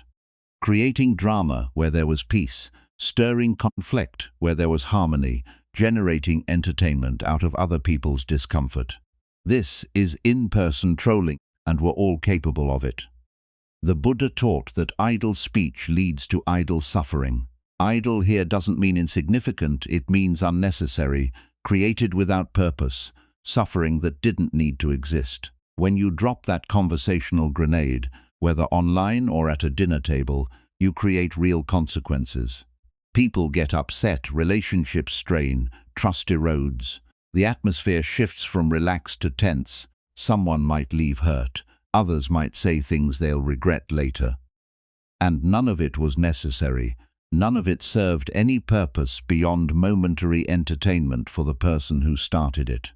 This reveals something uncomfortable about human nature. We're attracted to conflict. Not always, not constantly, but often enough that it's worth examining. Peace can feel boring. Harmony can feel uneventful. We crave stimulation, excitement, drama, and when our lives feel too quiet, too settled, too ordinary, we sometimes create chaos just to feel something happening. But the Buddha asked us to look deeper. What are we really running from when we do this? Usually, it's discomfort with our own internal state. Maybe there's an anxiety we don't want to feel. Maybe there's a loneliness that emerges in quiet moments. Maybe there's an emptiness we're trying to fill with external stimulation. So we create drama outside ourselves to avoid what's happening inside ourselves. We throw the grenade and then get absorbed in watching the explosion, temporarily forgetting whatever was bothering us. But it doesn't work for long. The distraction is temporary, and we've just damaged relationships and trust in the process. Online trolls are easy to recognize because they're often anonymous strangers doing it for obvious entertainment. In-person trolls are harder to recognize because they're our friends, our family members, sometimes ourselves, and the motivation isn't always as obvious. Sometimes we tell ourselves we're just being honest, or raising important issues, or keeping things interesting. We create justifications for behavior. That's really just about avoiding our own discomfort by creating it in others. The Buddha's teaching on this is clear. Examine your motivation before speaking. Are you about to say this because it needs to be said? Because it will actually help someone? Because there's a genuine problem that needs addressing? Or are you about to say it because you're bored, because peace feels uncomfortable, because you want to see what happens, because creating drama feels more interesting than sitting with stillness? If it's the latter, the wise choice is silence, not suppression, not forcing yourself to swallow words that genuinely need to be spoken, but discernment, recognizing when speech will create unnecessary suffering and choosing not to inflict that suffering. This requires us to develop a different relationship with boredom and peace. What if calm isn't something to be disrupted, but something to be treasured? What if harmony isn't boring, but precious? What if those quiet moments with others are actually opportunities for genuine connection, rather than empty spaces to be filled with manufactured conflict? The internet trolls have taught us something valuable. We can see clearly in them what we do in subtler ways ourselves. They're extreme versions of a common human tendency. They're showing us in exaggerated form the pattern of creating suffering for entertainment. And once we see it clearly in them, we can start noticing it in ourselves. The next time you're in a group and feel that urge to drop a provocative comment, pause. Notice what you're feeling. Is there anxiety underneath the boredom? Is there loneliness underneath the restlessness? Is there something you're trying to avoid feeling by creating external drama? And then make a conscious choice. You can feed that urge, throw the grenade, watch what happens. Or you can sit with whatever discomfort is arising, let it be there without needing to export it onto others. The Buddha taught that we have more power over our speech than we realize. We're not victims of our impulses. We're not forced to say everything that comes to mind. We can notice the urge to create drama and choose differently. This doesn't make us passive or boring. It makes us conscious. It makes us people who create peace rather than conflict, who build up rather than tear down, who contribute to harmony rather than disrupting it. And paradoxically, when you stop trying to make things interesting through manufactured drama, life becomes genuinely interesting because you're finally present enough to notice what's actually happening, rather than constantly creating distractions from it. The trolls online and in person are missing out on real connection, real peace, real satisfaction. They're trading something valuable for something cheap and temporary. The Buddha's invitation is to make a different trade, to give up the cheap thrill of creating drama in exchange for the deep satisfaction of cultivating peace. It's a trade that pays dividends for the rest of your life. A spiritual teacher had to navigate a delicate balance in how he spoke to different people. With strangers or people he just met, or those who didn't yet know him well, his speech was carefully cushioned, gentle, wrapped in multiple layers of politeness and consideration. For example, if he wanted to encourage someone to develop a meditation practice, he might say, "Perhaps if it resonates with you, you might consider exploring the possibility of meditation at some point in the future." 6 cushions, 6 soft layers between the direct suggestion and the person receiving it. The message was, Theri meditation would be beneficial. But it was so wrapped in gentleness that the person's ego barely felt any pressure. They could receive the suggestion without feeling criticized or pushed. But with close friends, people he'd known for years, people he had deep trust with, his speech was completely different. To those same friends, he might say, stop being lazy and sit down to meditate. 40 minutes minimum every day, no excuses. Direct, blunt, even provocative. Same message, completely different delivery. The Buddha taught us to adapt our teaching to the listener, not because truth changes based on who's hearing it, but because people's capacity to receive truth varies enormously based on context, relationship, and trust. With strangers or new acquaintances, there's no foundation of trust yet. They don't know your heart. They don't understand your intentions. They haven't experienced your care for them over time. So if you're too direct, too blunt, it can feel like an attack. Their defenses go up. They might reject not just your words, but you as a person. The message gets lost in the delivery. This is why the teacher used all those cushions with people who didn't know him well. Not because he was being fake or dishonest, but because he understood that wrapping truth in gentleness makes it more likely to be received. Think of it like giving medicine to a child. You can hand them a bitter pill and demand they swallow it, or you can hide it in something sweet that makes it easier to take. Either way, they get the medicine, but one approach is far more likely to succeed. With close friends, though, all those cushions become unnecessary, even counterproductive. When you have years of trust, when someone knows you love them, when they've seen you show up for them repeatedly, you can be more direct because they'll hear your directness through the filter of that established relationship. They know you're not attacking them. They know you're not trying to make them feel bad.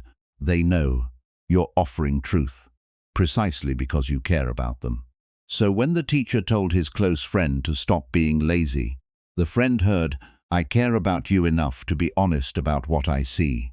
You have potential you're not living up to, and I believe in you enough to call you on it. But if he'd said the same thing to a stranger, they would have heard, this person is judgmental and rude. Same words, completely different reception because of the different contexts. There's a danger on each extreme of this spectrum. On one end, you can become so formal, so cautious, so wrapped in politeness that genuine communication becomes impossible. The teacher once worked with a committee, organizing an event where there were clear conflicts and disagreements among the members, but they were all so polite to each other, so careful not to offend, that they couldn't actually address the problems. He had to tell them, you need to be a bit less polite right now. Have the actual disagreement. Say what you really think, otherwise we can't solve anything. Excessive formality can suffocate honesty. It creates a barrier that prevents real connection and problem solving. But on the other extreme, rough honesty without any warmth pushes people away. You might have met people like this, genuinely good-hearted with real integrity, trying to help, but their communication style is so harsh, so blunt, so lacking in warmth that people avoid them. Their goodness goes unappreciated because the delivery is too rough. They're like a saint with no social skills, right in content, but wrong in form, and the wrong form prevents the right content from landing. The Buddha's middle way applies here too. The goal isn't maximum politeness or maximum bluntness. It's appropriate calibration based on the specific relationship and situation. With people you don't know well, more cushions, more gentleness, more care in how you deliver truth. With people you know deeply, fewer cushions, more directness, trusting the relationship to carry the truth even when it's uncomfortable. But always, whether with strangers or friends, the underlying quality should be warmth. Even when being blunt with close friends, even when saying stop being lazy, there should be love underneath it, care, a genuine wish for their well-being. If the bluntness comes from irritation, from superiority, from wanting to put them down, it's not wisdom, it's just harshness dressed up as honesty. The teacher knew this. His directness with close friends came from deep care, and they could feel that. So even when his words were tough, they landed as love, not an attack. This is the skill the Buddha wants us to develop. Reading situations accurately and calibrating our speech accordingly. not manipulating people by telling them what they want to hear, not being dishonest or fake, but being wise about how we deliver truth so that it can actually be received and used. Think about your own relationships. Are there people you're too cautious with, using so many cushions that genuine communication never happens? Maybe it's time to risk a bit more directness, trusting they can handle more honesty than you've been giving them. Are there people you're too harsh with, being so blunt that they've stopped listening to you? Maybe it's time to add some cushions, wrapping your truth in more warmth so they can actually hear it. The Buddha taught that effective communications requires both truth and skillful means. Truth without skillful means is like medicine forced down someone's throat, they might vomit it back up. Skillful means without truth is like candy, pleasant, but not nourishing. We need both. Truth delivered with wisdom about how to make it receivable, and that wisdom develops through practice, through paying attention to how people actually respond to different approaches, through learning to read relationships accurately and adapt accordingly. The teacher never stopped refining this. With each person in each situation, he was asking himself, how many cushions does this moment require? How can I deliver this truth in a way that serves rather than harms? And gradually his speech became more effective, not because he compromised truth, but because he learned to deliver it with wisdom. A spiritual teacher noticed a pattern in the people who came to see him for guidance. Many of them weren't actually seeking guidance at all. They were seeking validation. Someone would come to him with a problem, lay out the whole situation in careful detail, explain all the complex factors involved, and then they'd ask, "What do you think I should do?" But if the teacher listened carefully, not just to the words but to the energy behind them, he could tell they'd already decided what they wanted to do. They weren't looking for his perspective. They were looking for his approval. They wanted him to confirm their plan, to bless their choice, to put his stamp of authority on the decision they'd already made. And if he suggested something different, they'd immediately have a dozen reasons why that wouldn't work. "Well, yes, but you don't understand. I've already tried that, and that's a good idea in theory. But in my specific case," the teacher came to recognize this pattern instantly. These people weren't looking for wisdom, they were looking for a rubber stamp. The Buddha taught that you are your own refuge, not in the sense that you don't need teachers or guidance, you do, but in the sense that ultimately no one can save you from yourself. No one can make your decisions for you, no one can do your work for you, and no one can validate a choice that deep down you know is wrong. When people come seeking validation rather than wisdom, they're usually trying to avoid looking at something they already know.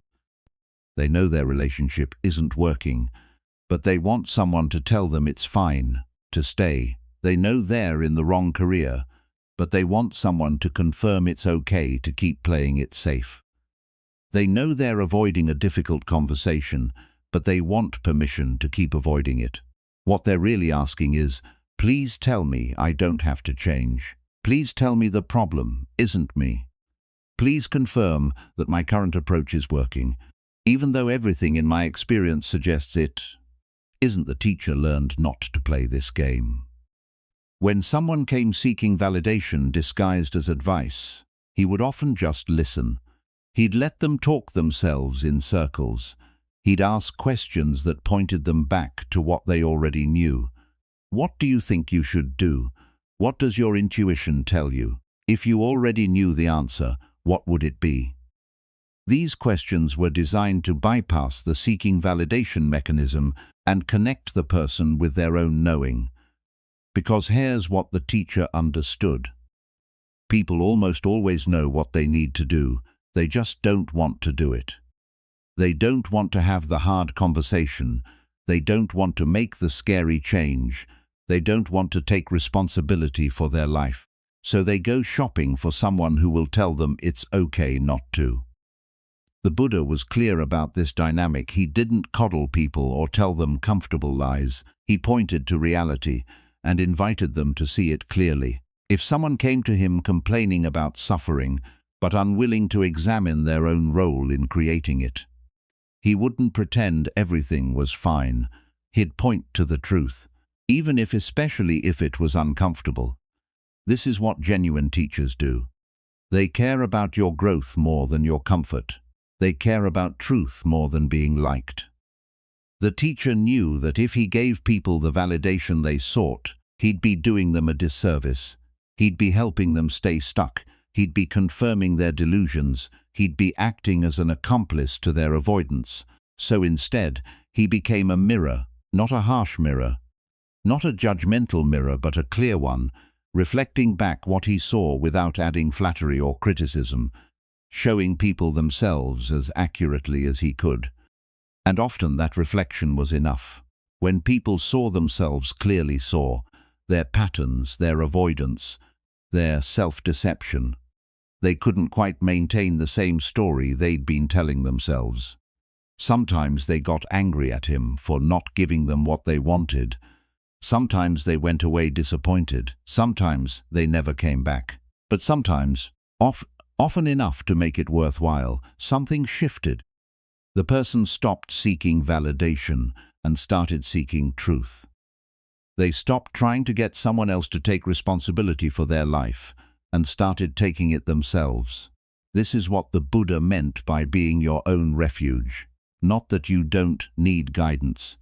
You do not that you should never seek advice, you should, but that ultimately you have to be willing to see your own situation clearly and take responsibility for your own choices. No teacher, no matter how wise, can do that for you. The teacher knew that his job wasn't to make people feel better about bad choices. His job was to help them see more clearly so they could make better choices. Sometimes that meant saying uncomfortable things. Sometimes it meant refusing to give the validation people sought. Sometimes it meant simply sitting in silence and letting the person feel the weight of their own knowing. Because the truth is, most people don't need more information, they need more honesty with themselves first, and then with others. They need to stop looking for someone to tell them it's okay to stay stuck and start acknowledging what they already know needs to change. The Buddha taught that this kind of honesty is the foundation of all spiritual growth. Without it, you're just collecting teachings and techniques while avoiding the actual work. You're building elaborate structures of spiritual concepts while the foundation remains unstable with it. Even small practices become transformative because you're no longer trying to use spirituality to avoid reality. You're using it to see reality more clearly and respond more wisely. The teacher never judged people for seeking validation. It's a human impulse, understandable and common, but he also never fed that impulse. Instead, he offered something more valuable, the invitation to stop seeking external validation and start trusting your own clear seeing, to stop looking for someone to take responsibility for your life and start taking it yourself, to stop asking, "What should I do?" when you already know, and start asking, "Do I have the courage to do what I already know needs doing?"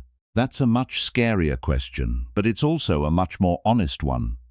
And honesty, the Buddha knew, is where all genuine transformation begins. A student was struggling with a question about spiritual paths. She'd been studying Buddhism seriously, had learned about different philosophies, different approaches, different traditions within Buddhism itself, and now she was confused. If traditions are organized vertically, she asked her teacher, with some being more refined, more accurate, closer to truth, doesn't that make them better? Doesn't that mean some paths are superior to others? The teacher smiled. He'd heard this question before. "Let me tell you about cats," he said. The student looked confused, but she listened. "Generally speaking," the teacher continued, "a long, fluffy tail is beautiful on a cat. It's elegant, expressive, aesthetically pleasing. If you're choosing a cat based purely on appearance, a magnificent tail is desirable." The student nodded, wondering where this was going. "But imagine," the teacher said, that this cat lives in a nursing home. In the common room, there are 12 elderly residents sitting in rocking chairs, rocking gently back and forth all afternoon. The student started to see where this was going. For a cat living in that environment, the teacher said, a long tail is a disaster. Every time it walks through the room, its tail gets caught under a rocker. The poor cat is constantly getting hurt, learning to navigate a minefield of moving chairs. What was beautiful and elegant in one context becomes a dangerous liability in another. The teacher paused, letting this sink in. So, he asked, is a long tail better or worse? It depends, the student answered slowly, on where the cat lives. Exactly, the teacher said, context determines value. The Buddha taught that he offers medicine, not philosophy. This is a crucial distinction that many people miss. Philosophy debates abstract truth. What's real? What's ultimate? What's most refined or accurate in some objective sense? Medicine asks a different question. What will actually heal this person's suffering? And the answer to that second question always depends on context. A teaching that's perfect for someone at one stage of the path might be completely wrong for someone at a different stage. Not because the teaching is bad, but because it doesn't match where that person actually is. This is why the Buddha taught so many different practices, emphasized different aspects to different people, offered what seemed like contradictory instructions to various students. He wasn't being inconsistent, he was being responsive to actual needs rather than committed to abstract principles. The student was still processing this, but she said, aren't some teachings objectively closer to ultimate truth, more refined in their understanding of reality? Yes, the teacher agreed, and that matters in certain contexts. If you're asking which teaching points most directly to the ultimate nature of mind, there are answers to that question.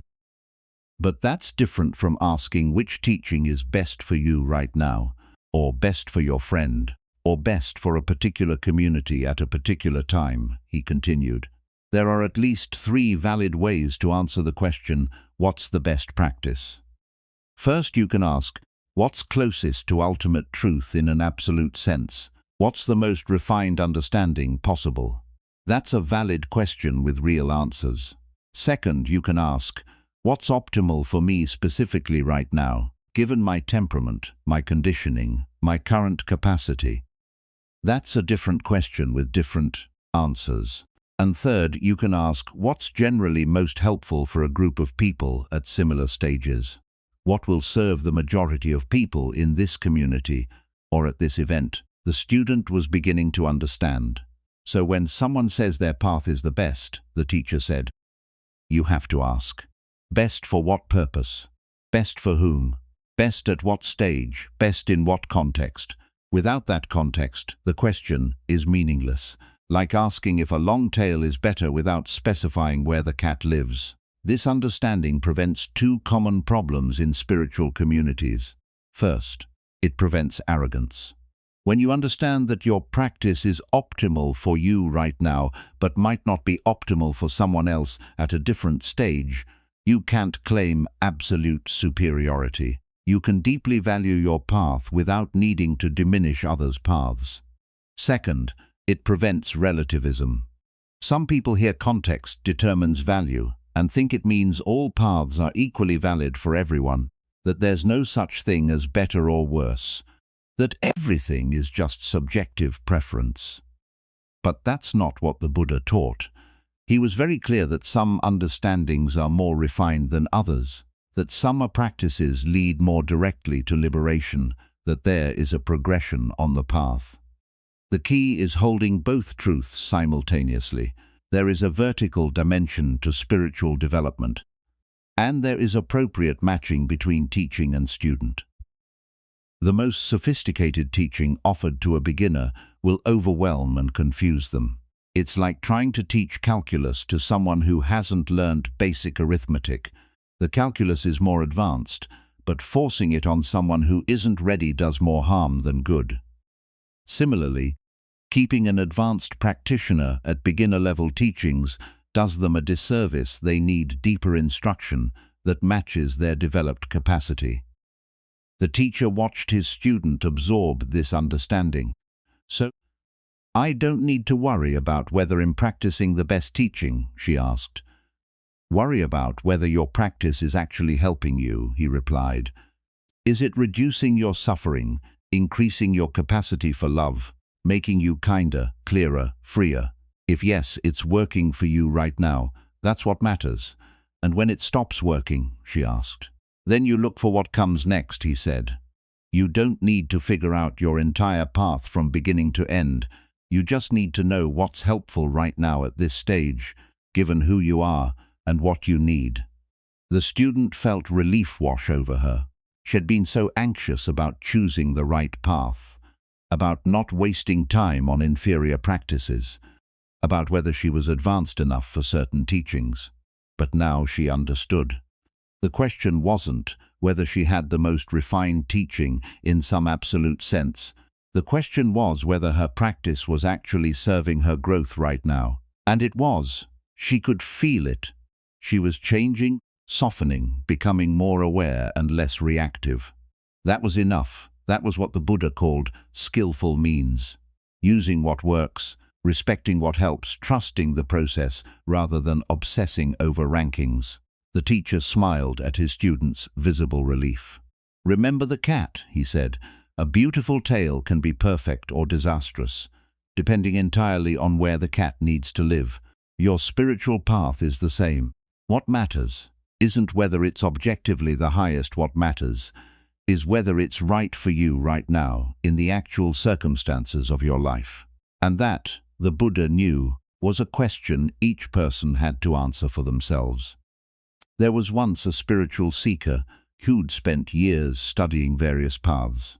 He'd read about Buddhism, practiced some yoga, explored different meditation techniques, attended talks on non-dual philosophy.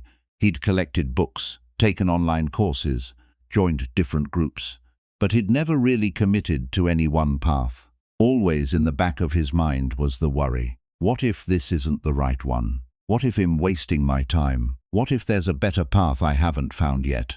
So he kept shopping, kept exploring, kept trying to figure out which tradition held the real truth before he invested himself fully.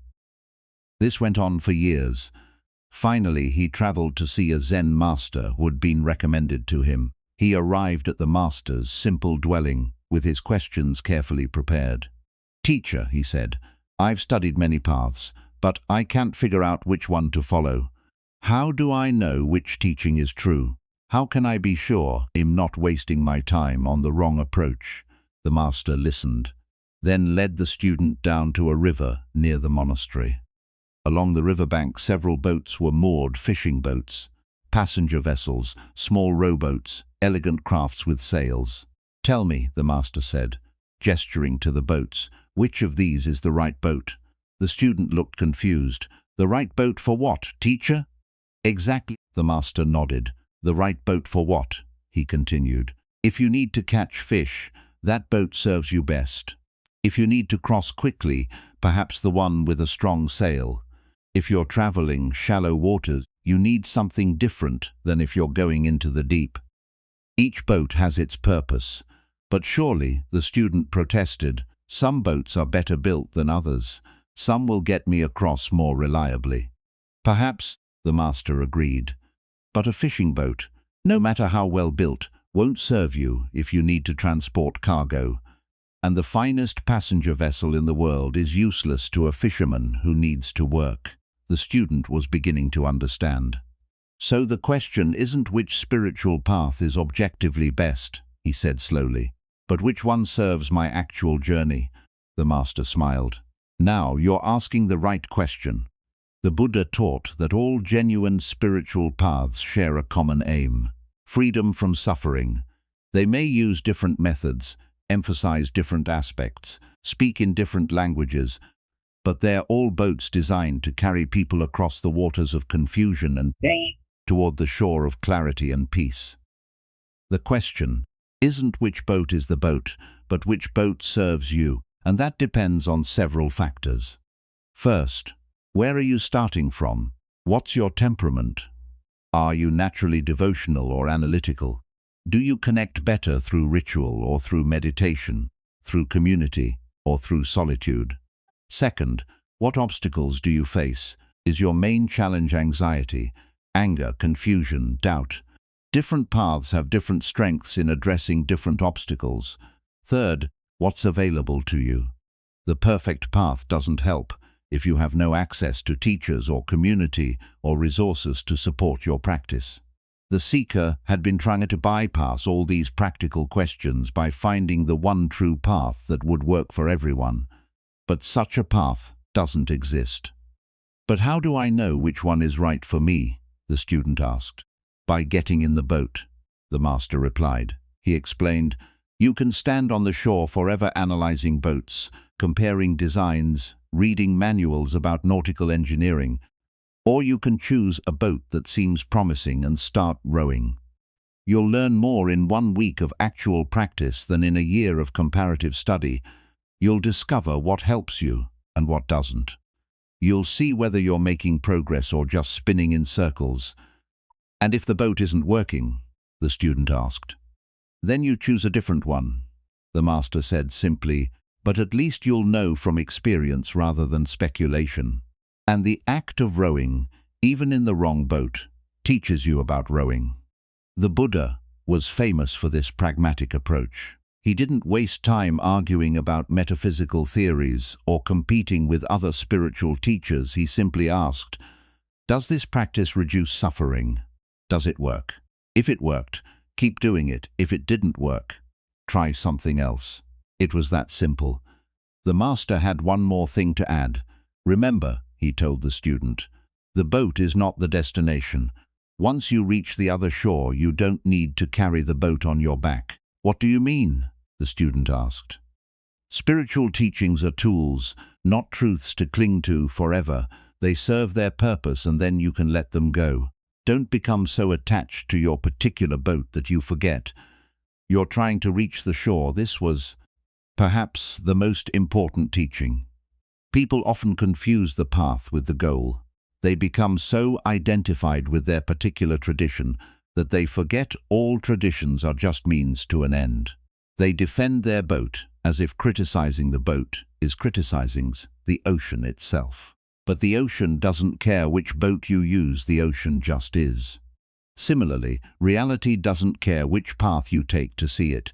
Clearly, reality is what it is, regardless of what conceptual framework you use to approach it. The student left the riverside with a different feeling. He'd arrived anxious, paralyzed by indecision, desperate to find the one right answer before committing to anything. He left with clarity. He just needed to choose a boat and start rowing. Not the perfect boat. There was no such thing. Not the ultimate boat that would work for everyone, just a good enough boat that could serve his journey from where he was to where he wanted to go. And if it turned out he'd chosen poorly, well, he'd learn from that too. He'd gain experience, develop discrimination, discover what actually works for him versus what sounds good in theory. The master watched him go, knowing the student had learned the most important lesson. Analysis without practice is just another way to avoid the actual journey. The Buddha knew this. That's why he taught people to test his instructions through direct experience rather than accepting them on faith. Get in the boat, start rowing, see what happens. Everything else is just standing on the shore looking at boats, going nowhere. A teacher was instructing his students on the importance of ethical codes, not as rigid rules imposed from outside, but as protection they create for themselves. Some of you might think, he said, that you're too flawed to maintain ethical commitments, too impulsive, too habitual, too set in your ways. You think, you'll never be able to keep these precepts, so why bother making the commitment? He paused, letting them sit with that familiar resistance. But that's exactly backward, he continued. You adopt ethical codes precisely because you're imperfect. You make commitments now when you're clear, to protect yourself later when you're confused. One student raised a hand. Can you give an example? The teacher nodded. Imagine you decide right now, in this moment of clarity. No matter what happens, I will not shout at people unless there's an emergency. Even if I'm provoked, even if I'm furious, I will not raise my voice in anger. You make that commitment when you're calm, when you can see clearly that shouting doesn't help, that it damages relationships, that you always regret it afterward. Then 3 weeks later, you're in an argument. Someone pushes your buttons, rage rises up in you. Your habitual pattern is to explode, to shout, to unleash that anger. But now there's something in the way, that commitment you made, your best self speaking to your worst self, saying, "Remember, we don't do this anymore." It might not stop you completely the first time, the teacher admitted, but it creates friction, a moment of awareness, a chance to choose differently. Without that commitment, you're at the mercy of habitual patterns. With it, you have a fighting chance to respond differently. The Buddha taught that we should make a lamp unto ourselves. Part of what this means is creating guidance for ourselves in advance of needing it, building structures that support our best intentions before we're tested by difficult circumstances. Ethical commitments are exactly this kind of structure. They are not imposed from outside by some judgmental authority. They're choices you make about who you want to be and how you want to move through the world. And you make these choices when you're thinking clearly, not when you're in the thick of emotional reactivity. The teacher told them about a traditional Buddhist perspective. One of my lamas said, "We adopt vows because we're going to break them." The students looked confused. What he meant, the teacher explained, is that we make commitments knowing we're imperfect, knowing we'll stumble, knowing we'll need to course correct repeatedly. If we were already perfect, we wouldn't need ethical guidelines. We'd naturally do the right thing in every situation. But we're not perfect. We have blind spots, reactive patterns, moments of confusion and weakness. So we create these commitments as guardrails, as reminders, as ways to catch ourselves before we cause too much damage. One student asked, "But doesn't breaking a commitment make things worse? Don't we feel guilty and discouraged?" "Only if you misunderstand the purpose of ethical codes," the teacher replied. "They're not tests you pass or fail. They are tools for growth. When you notice you've broken a commitment, that's valuable information. You get to see your patterns, understand what triggers you, learn what you need to work on. Then you recommit, not with guilt or shame, but with renewed clarity about what you're aiming for." This is different from how many people understand ethical rules. Often we think of them as ways to prove we're good people or to earn some kind of spiritual points. And when we break them, we feel we've failed, we're bad, we might as well give up. But the Buddha's approach was much more practical. Ethical guidelines are trainings. You train gradually, developing capacity over time, learning from your mistakes, becoming more skillful in your choices. Nobody expects a person learning to play piano to perform a concert immediately. You practice, you make mistakes, you improve gradually. Ethical development works the same way. The teacher had his students try an exercise. Think of one area of speech where you know you create problems for yourself, he said. Maybe you gossip, maybe you exaggerate, maybe you're sarcastic in ways that hurt people, maybe you complain constantly. Just pick one thing you genuinely want to change. The students thought for a moment. Now, he continued, make a commitment, a clear, specific commitment about that one behavior. Not forever, just for this week. Not perfectly, just as best you can, knowing you might slip up. And write it down. Make it concrete. So when the moment comes when you're about to engage in that pattern, there's something specific you've committed to, not just a vague intention to be better. This specificity matters enormously. "I'll try to be nicer" is too vague to be useful when you're actually triggered. "But I will not raise my voice, no matter how angry I feel" is concrete enough to remember and follow. The Buddha understood human psychology deeply. He knew that good intentions fade quickly under pressure. He knew that habitual patterns are powerful and resist change. He knew that without clear commitments made in advance, people default to whatever's easiest in the moment. So he taught his students to create these ethical scaffolds, not as prisons, but as support structures that help them become who they aspire to be. The teacher watched his students write down their commitments. One more thing, he added. These commitments aren't about pleasing anyone. Not me, not the Buddha, not even yourself in some self-improvement competition.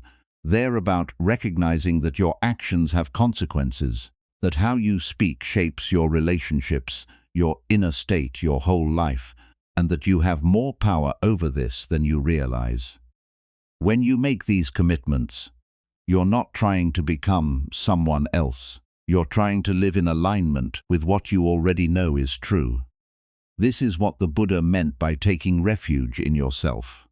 Not that you don't need guidance, you do not that you should reinvent everything you shouldn't, but that ultimately you're the one who has to do the work, make the choices, live with the consequences. And ethical commitments are how you help yourself do this work.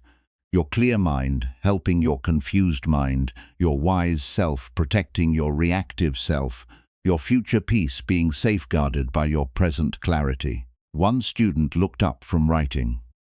What if I break this commitment tomorrow? The teacher smiled. Then tomorrow, you notice you broke it. You see what happened, what triggered you, what you can learn, and you recommit, again and again, if necessary. That's the practice. Not perfection, but persistent recommitment to who you want to become. And that, the Buddha knew, is how transformation actually happens. One commitment, one choice, one conscious moment at a time. An elderly grandmother was teaching her grandson about speaking wisely. He was reaching the age where his words were starting to have real impact on others, where what he said could help or harm, build up or tear down. Before you speak, she told him, ask yourself 3 questions. The boy listened carefully, as he always did when his grandmother spoke. She was the wisest person he knew. First question, is it necessary? She explained. Many things we say don't need to be said. They're redundant. They add nothing. They just fill air. Before speaking, ask yourself, does this need to be said by me? Does it need to be said now? Does it serve any actual purpose? The boy nodded, understanding this made sense. Second question, is it true? This seems obvious, she said, but notice how often we shade the truth, exaggerate, repeat things we haven't verified, say things we don't really know. Before speaking, ask yourself, do I actually know this is true? Am I certain, or am I passing along assumptions, gossip, or my own interpretations, as if they were facts? The boy thought about times he'd done exactly this and felt a little ashamed. And third question, his grandmother said. Is it kind? But grandmother, the boy interrupted. What if something is true but not kind? Shouldn't I still say it if it's true? His grandmother smiled. This was exactly the question she'd been waiting for. Listen carefully, she said. Truth alone is not enough reason to speak, she continued. There are trillions of true things in this universe. The distance from here to the moon is true. What you ate for breakfast 3 weeks ago is true. The number of leaves on that tree is true. But you don't speak these truths, do you? You choose which truths to speak based on what's relevant, what's helpful, what serves some purpose. So when you know something true about a person, something that might embarrass them, hurt them, or cause them pain, ask yourself, why am I choosing to speak this particular truth? Is it necessary? Does it actually help the situation? Or am I speaking it just because I can, or to feel superior, or to wound someone who wounded me? The boy was beginning to see the wisdom in this. The Buddha taught that well-spoken words bear fruit, but what makes words well-spoken isn't just that they are true, it's that they are true, necessary, kind, and well-timed. All these elements work together. You might know something true about a person's past mistakes, but is it necessary to bring it up at a family gathering? Is it kind to remind them of something they've worked hard to move beyond? Or are you choosing that particular truth because it serves your ego in some way? The grandmother gave her grandson an example. Imagine your friend is nervous about an upcoming performance, she said. You know that last time they performed they made several mistakes. That's true. Is it necessary to remind them of those mistakes right before they perform again? Is it kind? Does it help them? Or would it be wiser to speak a different truth? Perhaps to remind them of the times they performed well, to encourage their preparation, to support their confidence. Both are true, but one serves them and one doesn't. This is the discernment the Buddha wanted people to develop, not lying or hiding truth, but choosing wisely which truths to speak and when to speak them. The grandmother continued her lesson. Sometimes all three filters align, she said.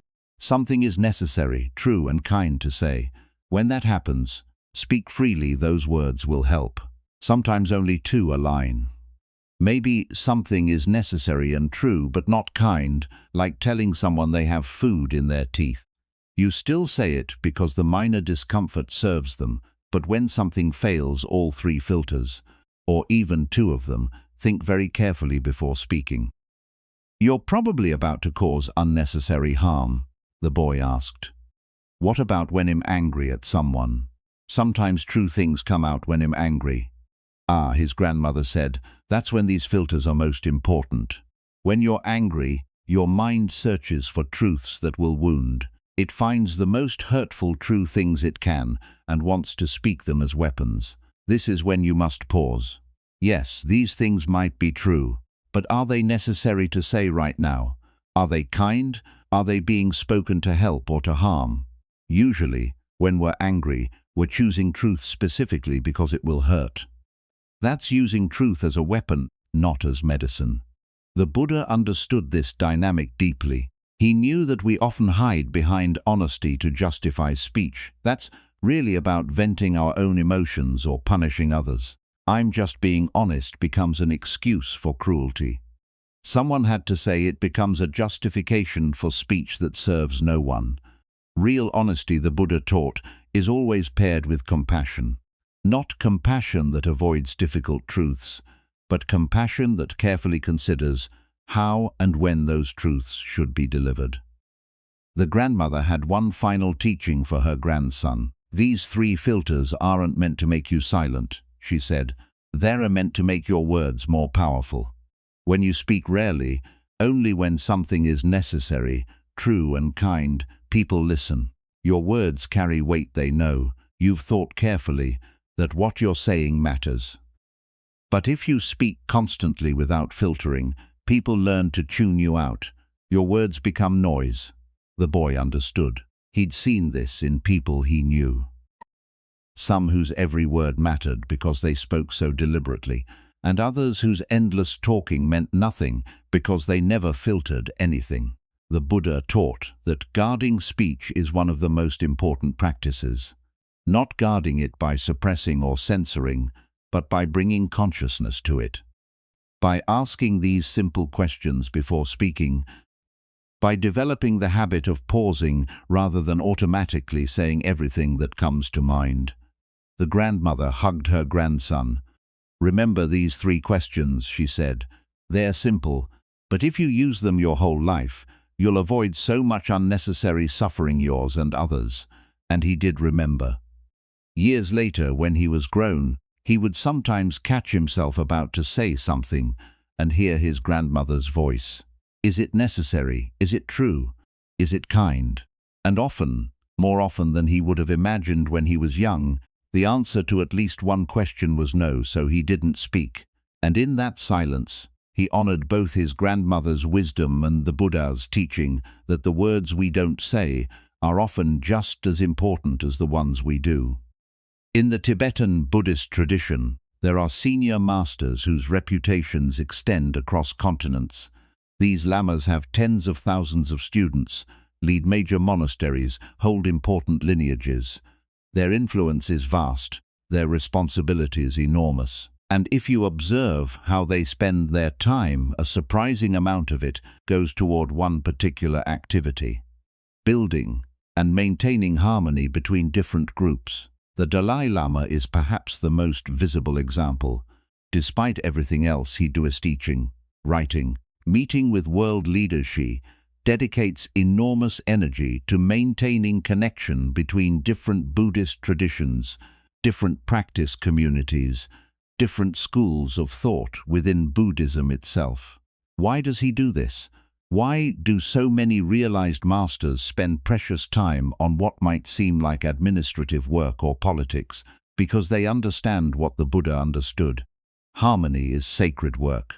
When community fractures, when groups divide, when practitioners turn against each other, something far more valuable than ideas or territory is lost. What's lost is the container itself, the space where transformation can happen, where people can support each other's growth, where the Dharma can be transmitted and practiced together. The Buddha identified creating a schism in a spiritual community as one of the 5 most harmful acts a person can commit. This seems strange to some people. How can dividing a community be as serious as killing? But the Buddha saw clearly. When you destroy a spiritual community, you destroy the conditions for countless people's awakening.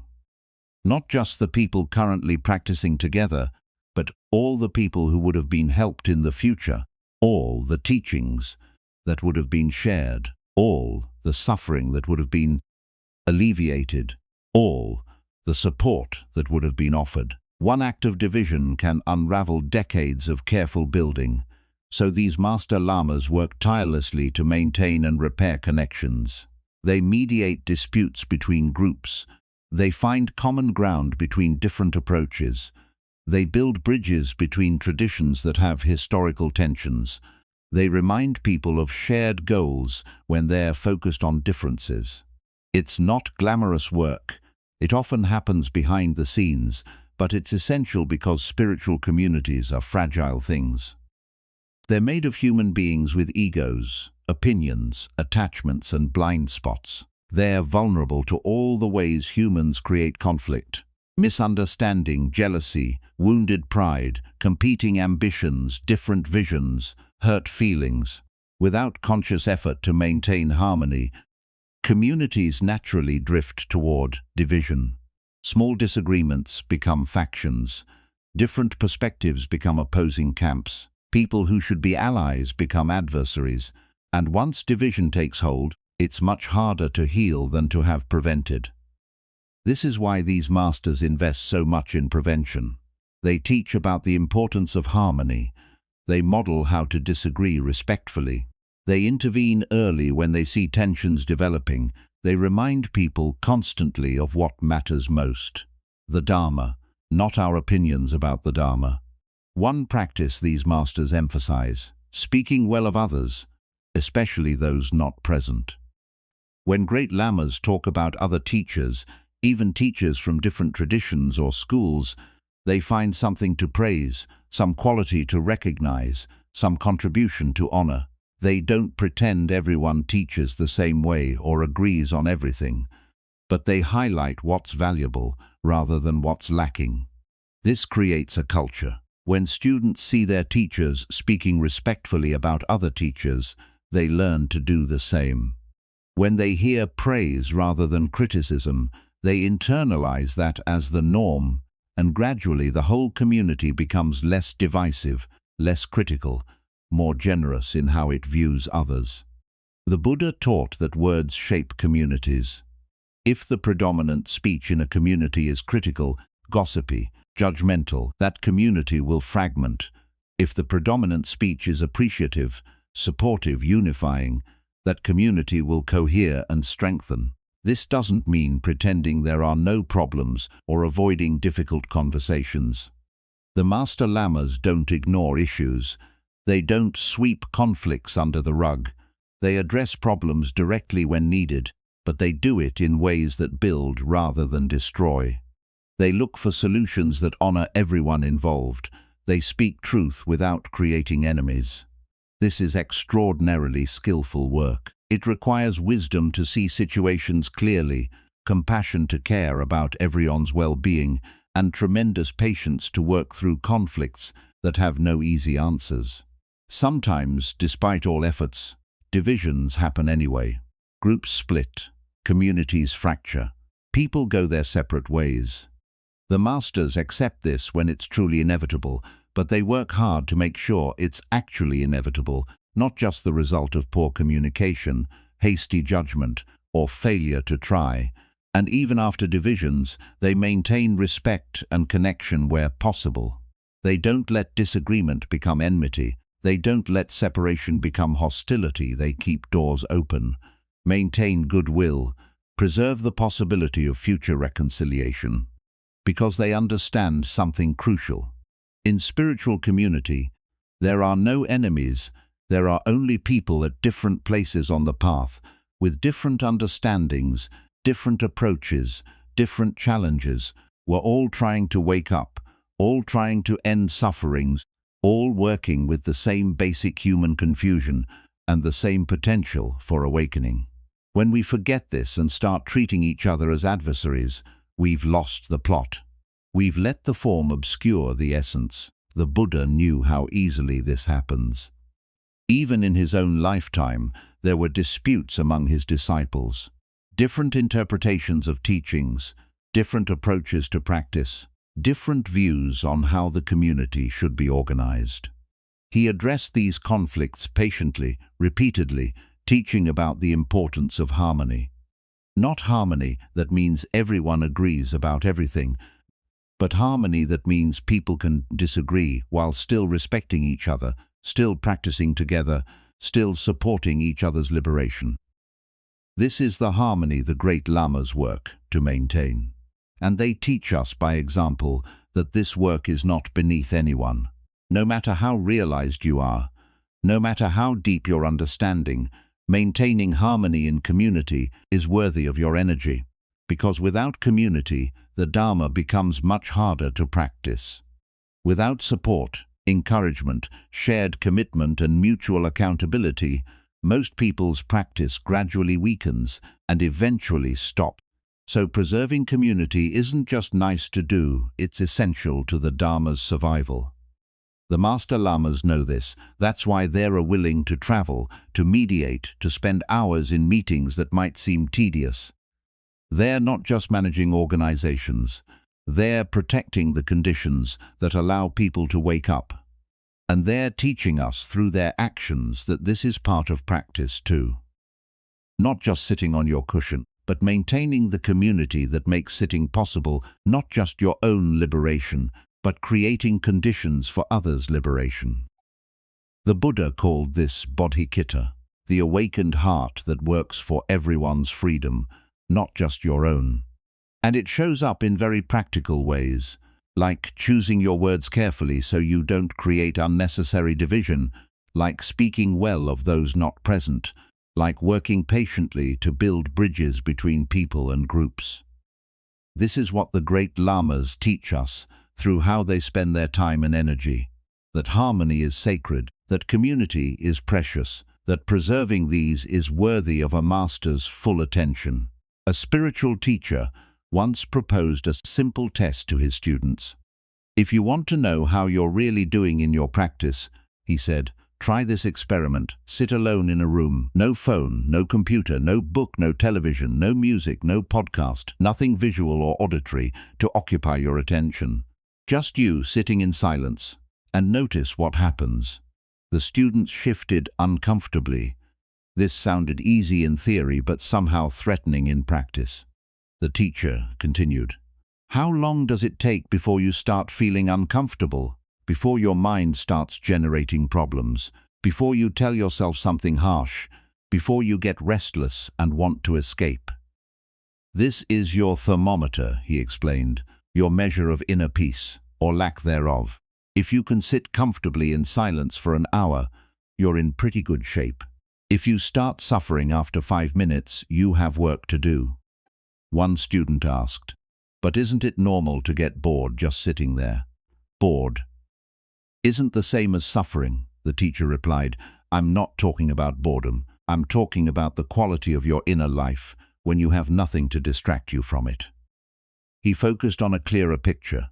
When you sit in silence, does your mind immediately start recycling old resentments? Does it start worrying about upcoming events? Does it start criticizing yourself? Does anxiety arise for no particular reason? Does loneliness feel unbearable? Or can you simply be with yourself? Not doing anything, not producing anything, not solving anything, not entertaining yourself, just being present with the basic fact of your own existence. Most people, the teacher explained, can't do this for long, and that inability reveals something important. The Buddha taught that when we quiet the mind, we see what's really there. Usually we're too distracted to notice our underlying state. We move from one activity to another, one conversation to the next, one distraction to another distraction, and beneath all that constant doing and engaging, there's a quality of mind we don't often encounter directly. For some people, it's relatively peaceful when they stop and sit. They find a basic okayness, a kind of contentment that doesn't require anything special to maintain. But for many people, probably most, stopping reveals discomfort. Not because something's wrong in that moment, but because they are finally feeling what's been there all along, usually obscured by constant activity. The teacher explained what happens to most people when they try this experiment. After a few minutes, thoughts start coming, he said. Not gentle, friendly thoughts, but agitated ones. You remember something someone said last week that bothered you. You start rehearsing an argument. You start worrying about something that might happen tomorrow. You start criticizing yourself for not being more productive, more successful, more together. Or you start feeling an emotion that seems to come from nowhere.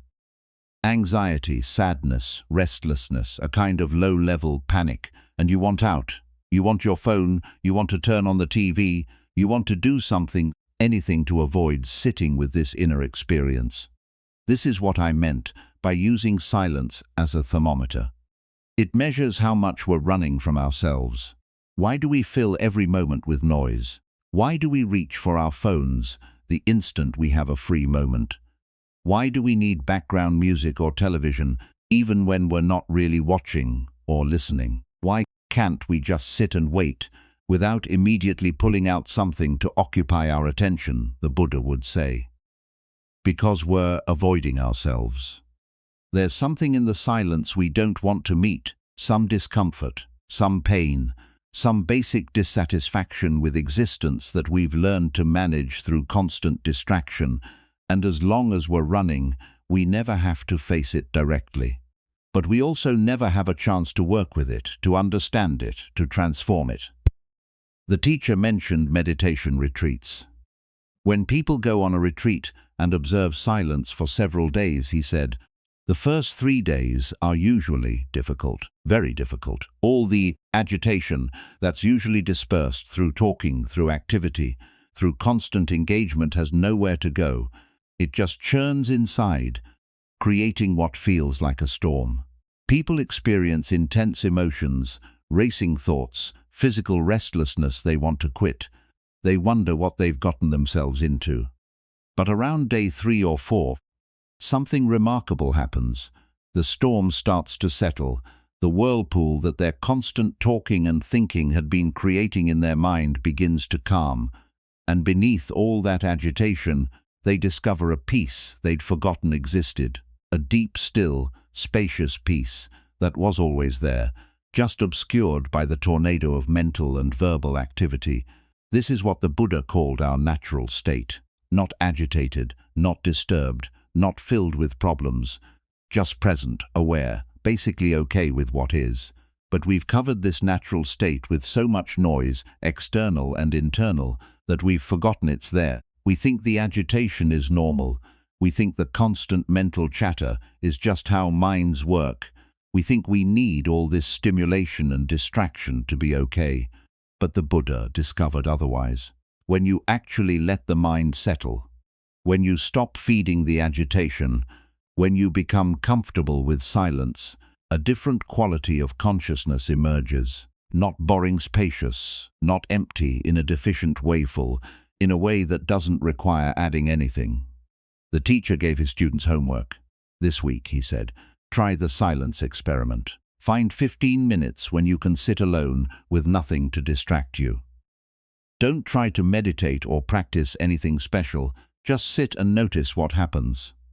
Notice how long it takes before discomfort arises. Notice what form the discomfort takes. Notice what stories your mind starts telling, what emotions emerge, what you want to run toward or away from. This will show you very clearly what you're working with in your practice. What patterns are running beneath the surface, what you've been avoiding by staying so busy. And then, he added, you can start working with it intentionally, instead of just running from it unconsciously. The Buddha taught that knowing yourself is the beginning of wisdom. Not the self-concept you've constructed, but your actual lived experience, what's really going on beneath your presentations and distractions. And silence is the mirror that shows this clearly. When you can sit comfortably in silence, it means you're comfortable with yourself, with reality, with existence as it actually is, rather than as you wish it were. This doesn't mean you have no problems or challenges.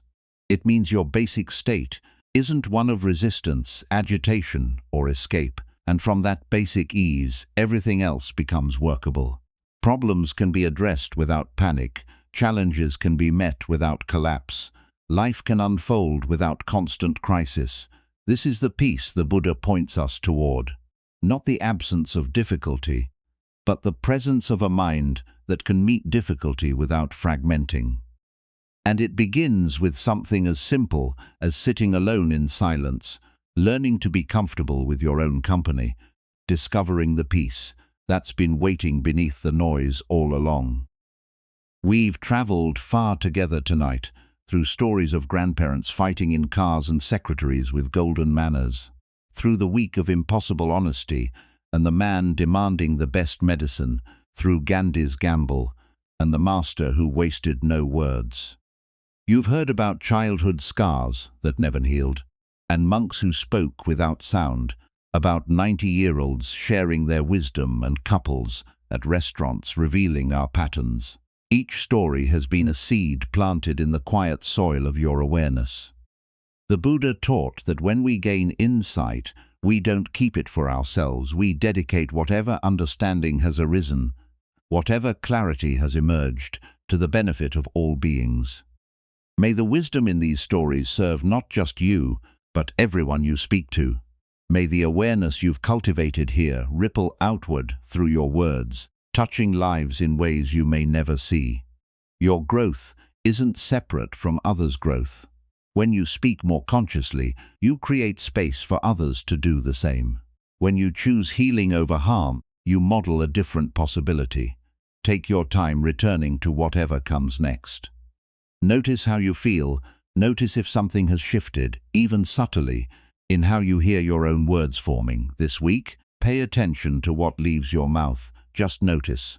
That's where transformation begins, in the simple act of awareness.